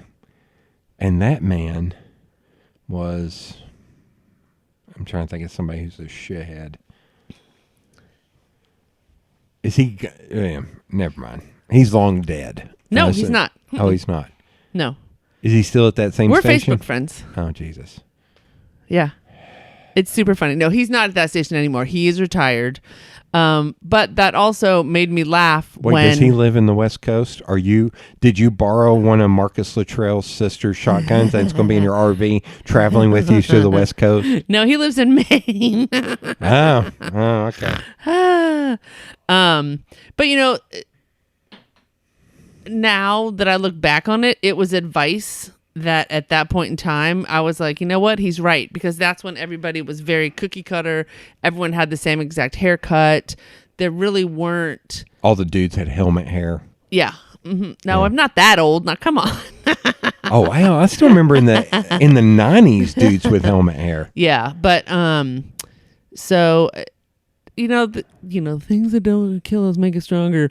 But I think that's when I came down here after working in the Boston market. So I worked in... Wait, you worked at Boston Market? Sorry, too easy. It's a softball. That was good. So after I left, I worked in another station in Bangor. I left there shortly after that to get another job. And then Jesus. I moved. So I went Bangor, Portland, down to Providence, Rhode Island, and then over to Boston. And I worked at 2 TV stations in Boston. And then Knoxville. Yeah. So I worked at one, we call them an O&O. So it was a Fox station that was owned by Fox. Okay. And then I left there after 9/11. I was like, I don't want to do TV news anymore. Especially not for a Fox station. Yeah. Well, which is really easy to say, but then so I literally left our station and went to go to a parade for the Patriots working in Boston, and a person at the CBS station. Meanwhile, it's a 15 to 20 minute drive from the station to where I was going. By the time I got to where I was going, the hiring person from another station came over to me and said, "We want you to work freelance for us." when you leave there. Oh, shit. And so I went and worked freelance for them, and then did weddings on the weekends up in Maine. Oh, good Lord. Oh, good God. Yeah. And then I found the man of my dreams and came to Knoxville, where I got rid of the man of my dreams 6 months later and stayed. Was he Knoxville? Yes, he's okay. His ex-wife. Oh, Jesus. They had 2 children. It's already turned into a country song. Yes, they had 2 children. Her new boyfriend turned husband got a job at one of the boat places down here. It really is turned into a country song. Holy shit. Mm-hmm. Okay. Yeah. Oh, good Lord. But I stayed because I like it. I love it down here. Is he still here? No, he has since moved on to Florida. Oh, good God. Okay. And that man is Dwayne The Rock Johnson. I'll never let you go, Rock. Oh, my God. Since we touched upon Tim Daly, I have a twofer for you. Who's the most famous person you've ever met? And is there anyone you would actually... I love asking this one because Sean says he would never freak out about anybody. Is there anybody that you could still meet that you would freak out over? And you can name one or two. Well, when you say most famous, like what's most famous? Most famous person I've ever met. My number 1 and number 2 are pretty up there because it's Tom Cruise and Charles Barkley. Like Tom Cruise, I just got a nod and not a wink, but something. I was at, this is going to sound very braggy. I'm going to beat you to the punch. We were at the premiere for Jack Reacher 2, not the braggy part. That movie is fucking terrible. But it was the Regal has the nonprofit arm, and I bought Variety. 2 tickets. Mm-hmm. And I'm standing up there, and there's a line where he's going and shaking hands and taking pictures with people. And I'm standing up there, and there's a young woman and her mom, I think, standing up there. And there's a dude that all of a sudden comes back that he's one of those autograph people. And he kind of pushes the little girl. And I just reached up and grabbed the dude and pulled him back and said, "We're not going to do that." And as I did that, Tom Cruise walked up and he kind of figured out what was happening, looked up at me and kind of nodded and gave me a thumbs up or something. I was like, "Fuck, you're even smaller than I thought." I can't believe you can see me from up here. But yeah, he super nice. And then Charles Barkley I met, I think 2 years ago in Cam Newton, since you're a Patriots fan. Cam Newton has a cigar lounge shop in Atlanta, and I was down there with my buddy Jason. We were the only people in there on a Saturday night at like 5 o'clock. We were sitting there smoking our first round of cigars, and in walked Charles Barkley and his manager or agent. All I know is she was like a 6'3" beautiful woman that's like, you had to play ball. Uh-huh. Like, I get that a lot, but fuck, you're like a giant woman. And he walked in, and I'm like, that's fucking Charles Barkley. That's fucking Charles Barkley. That's fucking... And my buddy's like, no, it's not. No, it's not. Holy fuck, that's Charles Barkley. Like, we're freaking out because we're the only ones in there. And he gets led into the humidor to buy a cigar, and my buddy's like, you have to go in there. You have to go in there. You get the fuck up and go in there. So I was like, okay, I have to do it. I have to. Fuck it. And I got up. So the funniest thing is, like, I'm wearing black jeans that look nice, a dress coat, because this is a nice place. Like, we spent some money in this place. Or a sport coat and a dress shirt, tucked in, no I'm not tie. sure I've ever seen this. This is interesting. I didn't know this existed. Okay. So I open the humidor door, and it's tiny, and he turns around and he says, I'm like, how we doing today, big fella? Because I'm 2 inches taller than Charles Barkley. He's like, doing good. He's 6'5". I'm 6'7". Really? Yeah. So I was like, doing good. And he's like, good to hear. Good to hear. Super nice guy. And the guy in the humidor was almost angry at me for coming in there. I won't go, fuck you. That's Charles Barkley. I'm sorry. And so he's like, I'll be with you. I was like, yeah, no problem. And he was like, yeah, I'm looking at this one. And I was like, if you need a recommendation, my first cigar was this one. It's really good. And he was like, oh, really? And he came over and went to grab it. And the guy was like, hold on. And he had another one, a different cut that apparently Charles, and he was like, it's this one. And my buddy was like, why didn't you buy it for him? I was like, fuck you. He's got millions. That's like an $18 cigar. kiss my ass. And so he bought it, and he was, and as he walked out, he said something like, "Have a good one," like that. And he walked out, and I bought my cigar. I was halfway through the other cigar. I didn't need one, but fuck it. At that point, as I'm sitting down, him and his agent are being ushered upstairs to VIP. And then my buddy the whole time was like, "How do I talk us into getting up into VIP?" It's like, "You're fucking nuts. We're not going to get in VIP, dude." I was like, "I think they ushered him up there because I went in that humidor." Could not have been a nicer guy. Like, that was it. Very limited. But I also feel like had he stayed downstairs, we could have sat there and just talked to him. Yeah. And he would have been. And I've heard that there's a comedian, Jimmy Pardo, I'm a big fan of, said that he was on an airplane with him, and he was like, Jimmy, he sat next to Jimmy, and he said every man that came on that plane said something to him. And he's like, every single guy he was super nice to. And he was like, I wouldn't have, because it was a lot of people.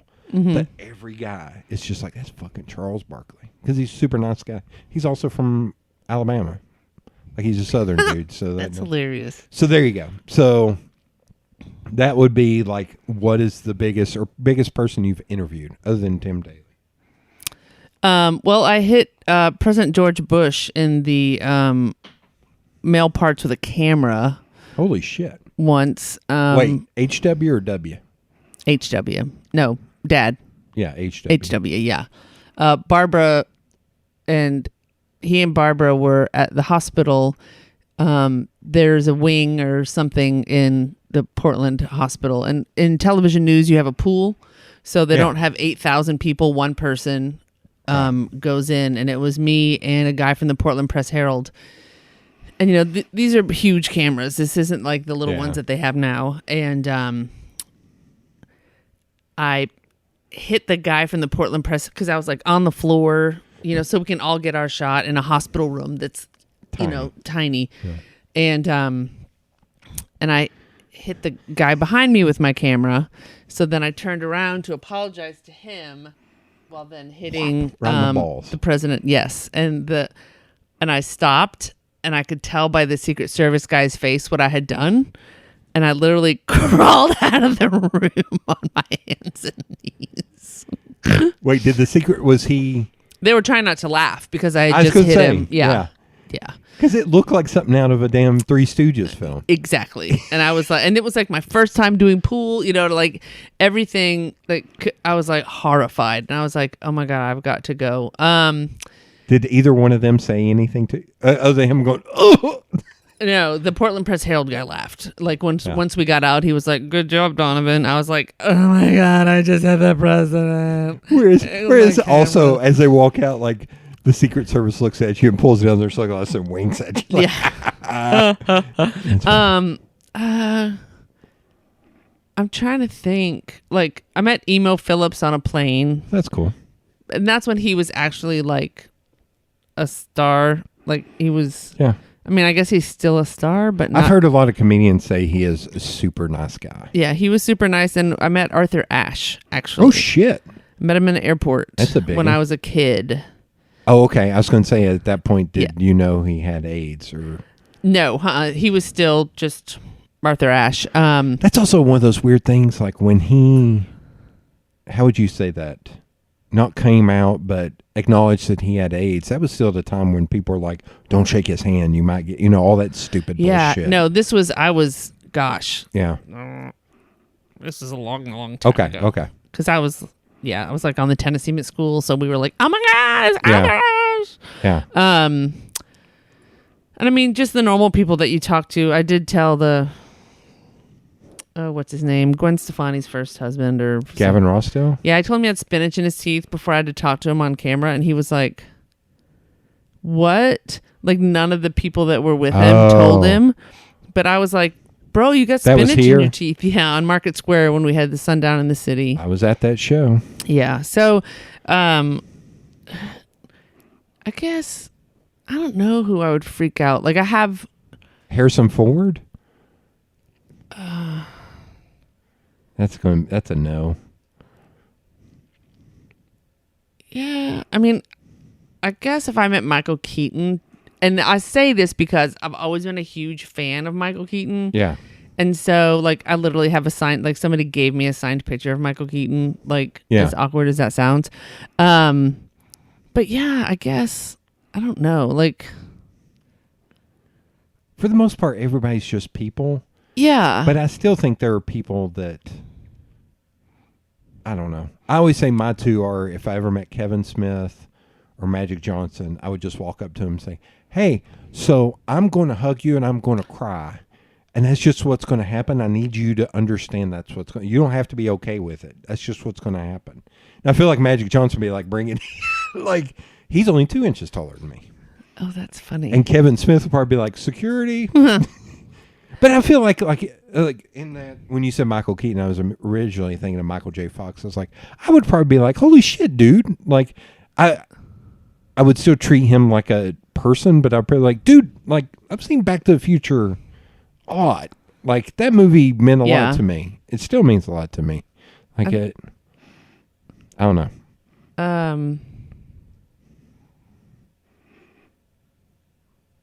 Yeah, I don't. If I ever actually got to talk to Tom Cruise, I was like, dude, you should have been nominated for Collateral, man. You were so fucking great in that film. Why in the hell you didn't win an Oscar? I don't know. That'd be deep cut. Have you ever seen Collateral? I don't think so. That's a great. Do you know who Michael Mann is, the director? I've heard of him, but I don't. He didn't create, but he helped make Miami Vice what it was. And he did Heat, The Insider with Russell Crowe, Manhunter, the one in the 80s that had, but he made this film called Collateral where Tom Cruise played a bad guy, an assassin. It has Jamie Foxx in it and Jada Pinkett Smith. It's really good. It's a really good film. It's all Los Angeles, like at night, shot mostly on DV cameras, so he could get what LA really looked like at night, how all the light pollution and shit. It's a very good movie. Very intense movie. Yeah. All right. Yeah.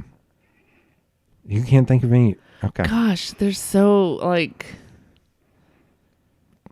that's when I'd have to, like, I can't think off the top of my head. Like, I'd have to, like, go sit down and be like, because it's like musician. I don't know. I've been known when I've met like sports people to like go down in a pile of flames. Like the first time I ever met Brian Daubach, who used to play first base for the Red Sox. No idea. Exactly. I was friend of the sports guy that I was working with. He's like, hey, Brian, come over here and meet Erin, because I had like a huge crush on him. And I was like, and I like totally melted. And I was like, oh my God, this is so embarrassing. And they were all like, because, you know, I normally can speak in sentences and not like just stop talking. And then I just started laughing. So I'm sure he was like, oh, she should not be standing out here right now because she got hit by a ball.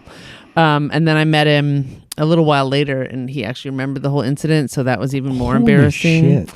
Yeah. So, and I think it happened with a Patriots player once too.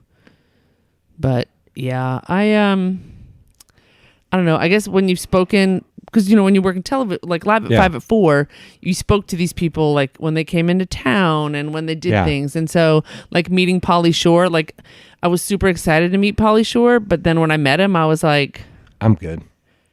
And then I think I told you that Wayne Gretzky actually slammed me up against a wall. I remember that. And so I'm still like, I have my moments where I'm like, you get so excited to meet somebody, and then when they're a total like jerk, you're like, this is on a much lower level, but, and I think she's talked about this, but I'm friends with Amanda Hara, and she has, no, she didn't talk about it. It's fucking broadcast.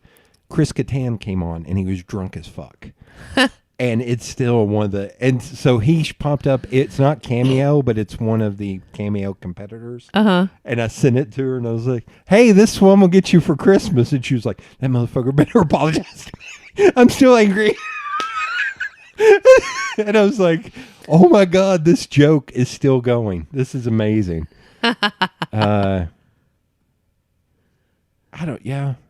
I've met some famous people that.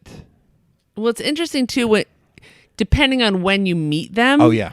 So the guy that was Goat Boy, Darren, Saturday Night Live. Shit. Is it Darren? No, it's not Daryl. It's I can see his face plain as day. He played Goat Boy. Look at that.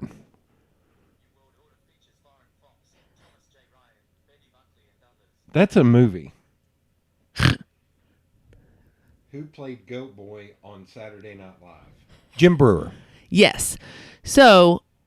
Oh, it actually typed out Jim Brewer. We were in New York. So I worked for an NBC O&O also. And so we were in New York. We were going to talk to Conan. And we're standing outside before we go in. And Jim Brewer's there. And I was like, oh my God, it's Goat Boy. And this is when he was like still super popular. Yeah. Could not have been ruder. Like wanted nothing to do with us standing standing there. Ruder? Mm-hmm. Oh man. Fast forward once, I don't remember what it was, but I saw him for something else. I don't know if it was he was on a tour or something. Couldn't have been nicer. So I think it really does depend too on sort of where they are and what day they're having. You know, just like the rest of us. That's like Ben Slocum and I went and saw Mick Foley. Do you know Mick Foley as Mankind? Saw him do a show at Side Splitters. But we fucked up because we went to the second show and then we stood in line and the line was insane. So by the time we saw him, I almost went, hey, everybody, let's just all come up here and get a group photo and let this motherfucker go back to the hotel. He was so tired and just so... Yeah. I was like, God damn it, this is not how I wanted to meet Mick Foley. Yeah. I was like, that's a bummer. But he could not have been a nicer guy. Mm-hmm. But it was just really like, I'm fucking...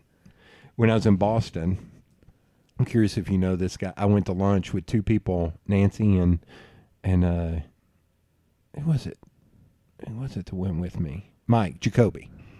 And we go into this restaurant, and it's a nice restaurant downtown, and we get pushed over into like a quieter area that's all white linen table. I was like, what the fuck? You got all this like bar top. Why can't? And so I turn the corner and look, and there's sitting Nick Swardson. I think he's from Boston. He's a comedian, but he's in all Adam Sandler films. If I showed it, you would know him. Oh, yeah. Okay. Blonde-haired, spiky-haired dude. And his second in command. And I turned the corner and looked at him, and he goes, and I almost went, I bet in his head, and he went, this guy's in my demographic. Like, it's just one of those things, like, I just nodded. And they sat us at the table right next to him, so I couldn't even talk about him. And my friends that were with me, I was like, fucking Nick Swardson. They were like, who the fuck's Nick Swardson? Shut the fuck up. It's Nick Swardson. He's in the country. Shut up. And I'm dying because I should just turn around and was like, hey, man, like your work. Nice to meet you. Like, should have said something. But it was one of those, it's like, is this one of those instances like, man, I'm just trying to eat. But it was just him and his buddy, no family. So it probably would have been. We were the only ones in this giant fucking room, too. Like, it was super awkward. And I think I even turned around and nodded at him when I left. He was still there. And I was just like, but yeah. You never know what kind of day people are having and all that shit. Mm-hmm. Yeah.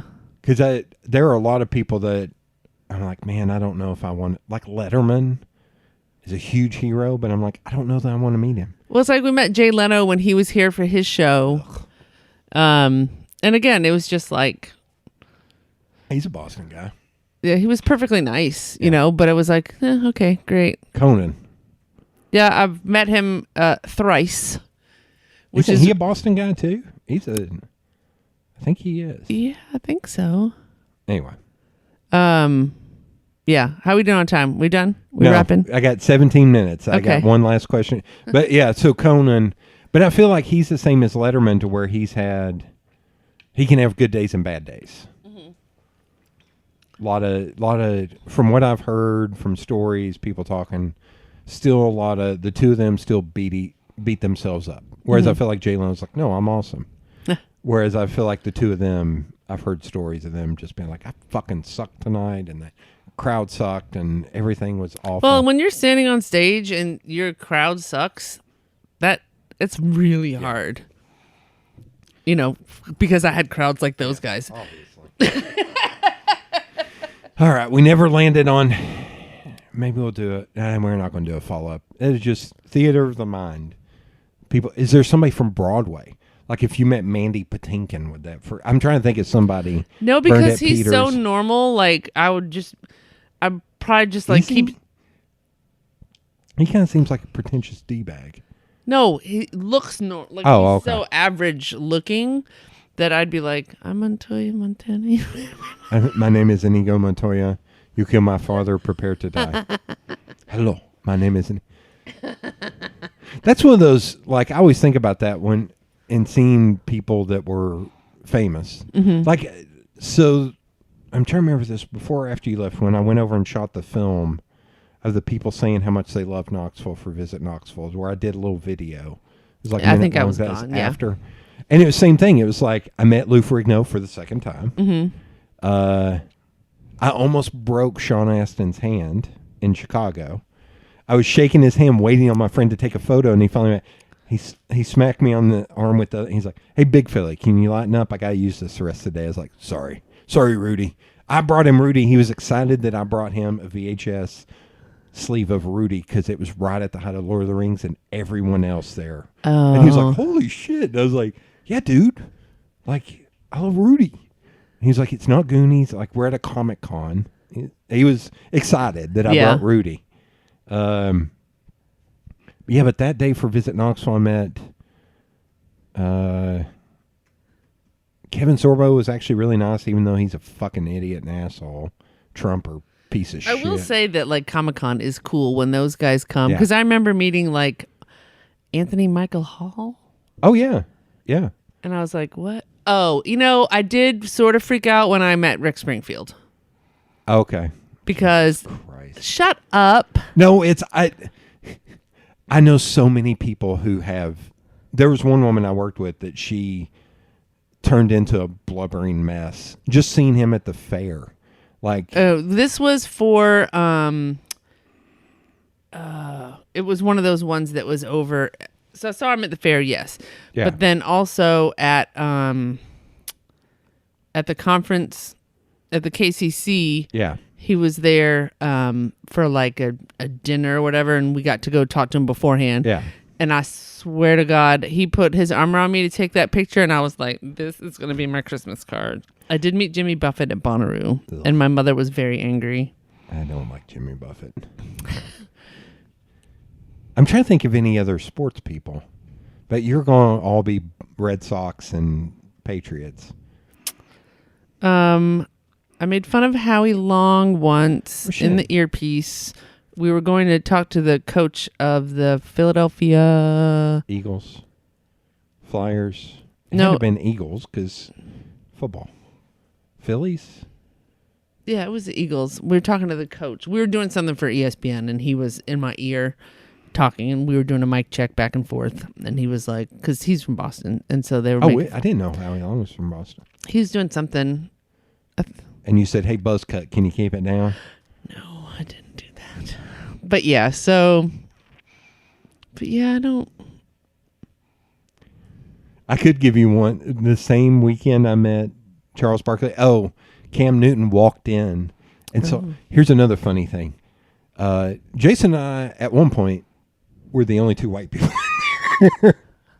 And Cam Newton came in later. This was at like 10 o'clock on that Saturday night. And he came in, and the VIP stairs kind of L'd right in front of us. And he started walking up the stairs and then kind of leaned back and looked at me. Because it's also like, I'm a big dude in a big sport coat. He was like, "Is that a line?" Like, what the fuck?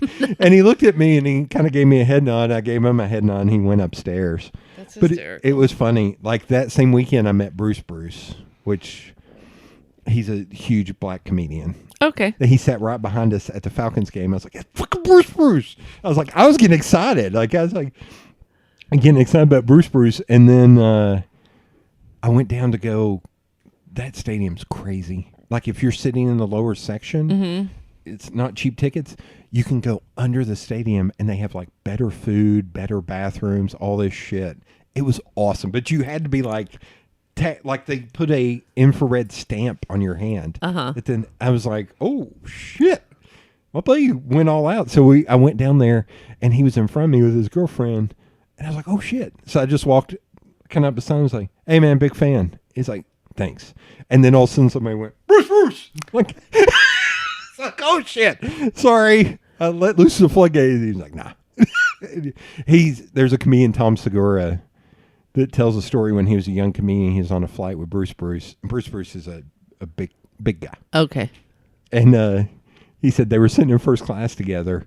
And he was like, man, do I talk to him? He's like, I love him, but I don't know. And he's like, finally, he said they had to deboard the plane for some reason, mechanical issue. He said he's sitting there. Bruce doesn't get up.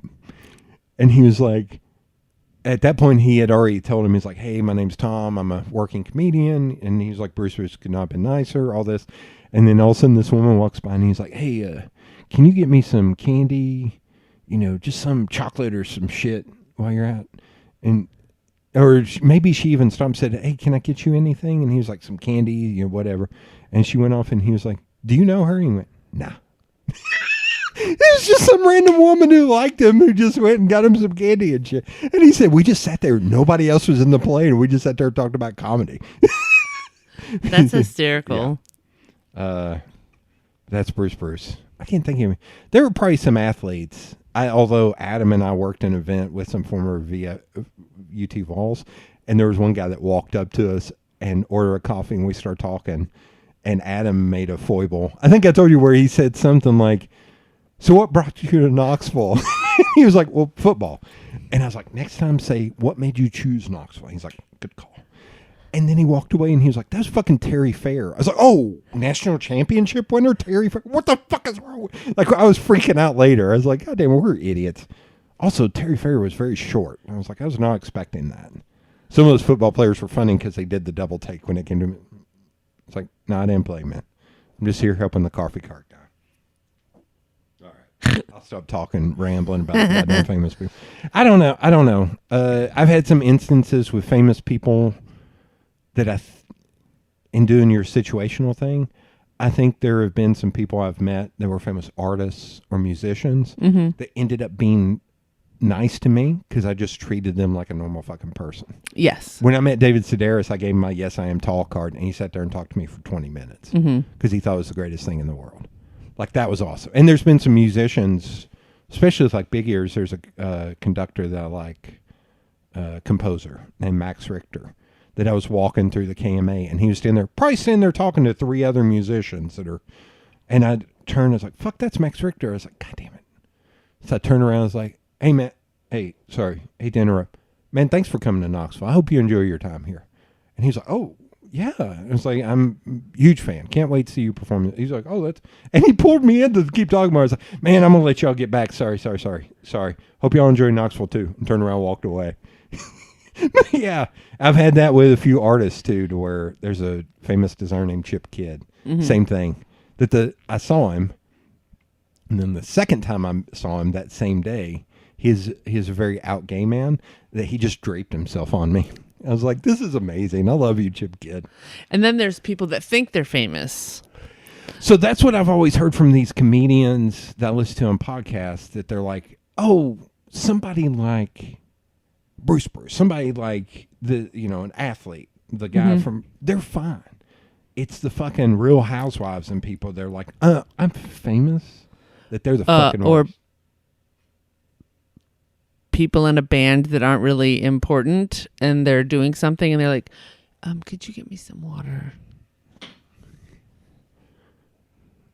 Okay. No. So if that ever happens again, channel your inner Bruce and go, nah. It's like, nah. Like, I just looked at this person and I was like, why would I get you water? I will ask you off mic which band. Okay. It was interesting because I've got to meet a lot of musicians, a lot of bands. Well, there's local famous. Yeah. Like Scott Miller. Yes. Scott Miller is a well-regarded, well-known musician, but in Knoxville, he's the fucking man. Like, he's famous. Yes. But then, like, if you go somewhere else and the people are like, who? What? For certain, so certain people can be famous in certain places. When I realized that when I worked in Rhode Island, Jim Terracani was, he had actually met the Patriarca crime family. Oh, shit. And, like, went to one of the funerals and everything else. So he was, like, a huge name. So, like, construction workers would wave at and be like, "Hey, Jim," when we're in the car going places. And you're like, what? Yeah. Like, probably, like, here, you know, Right. like with Robin and John, because you know them and they, like, live in our community where it's Right. not like that, like, in other places. Right. But you're like, whoa. That's wild. I didn't even think about that up there, like Whitey Bulger and people like that, to where it's like, I have an Emmy because of Whitey Bulger, one of his henchmen.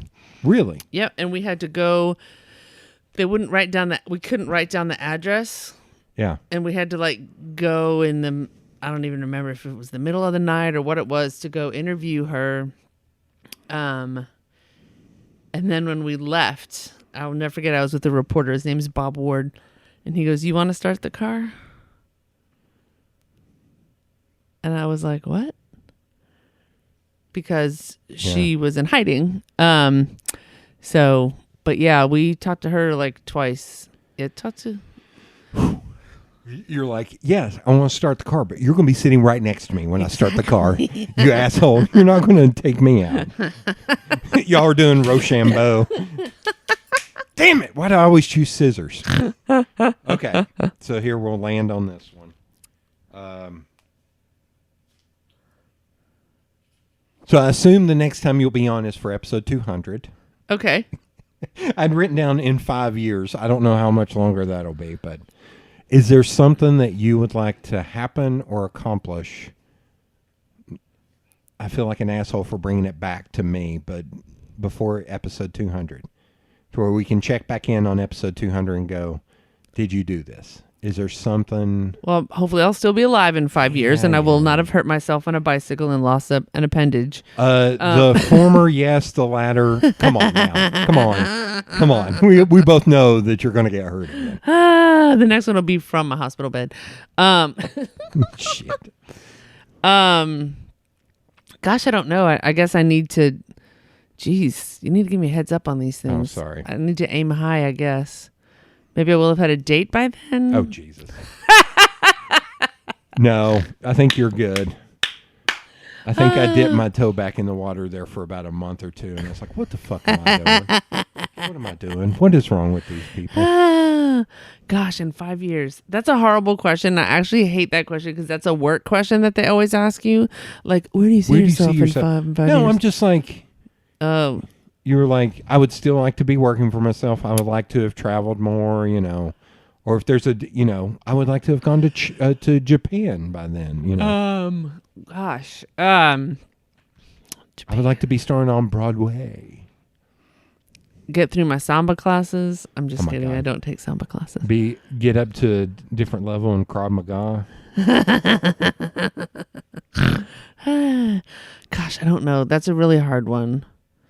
Because, like, you set, like, little goals for yourself. Like, oh, I'd like to do this, this, and this. But then you're just like, I got to live I get hit by a bus tomorrow. You know what I mean? So I have to just keep going forward, doing the things that I do. Like, I don't know.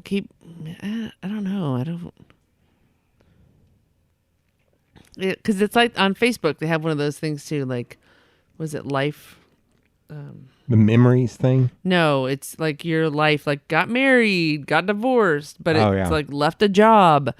Like, I don't know. Because I think that's where too, like my whole life, like you're sort of given a cookie cutter outline of what your life is supposed to be like. Right. And I've not lived that, so I don't know. Maybe it's keep on that. Yeah. Keep on keeping on. Jesus Christ.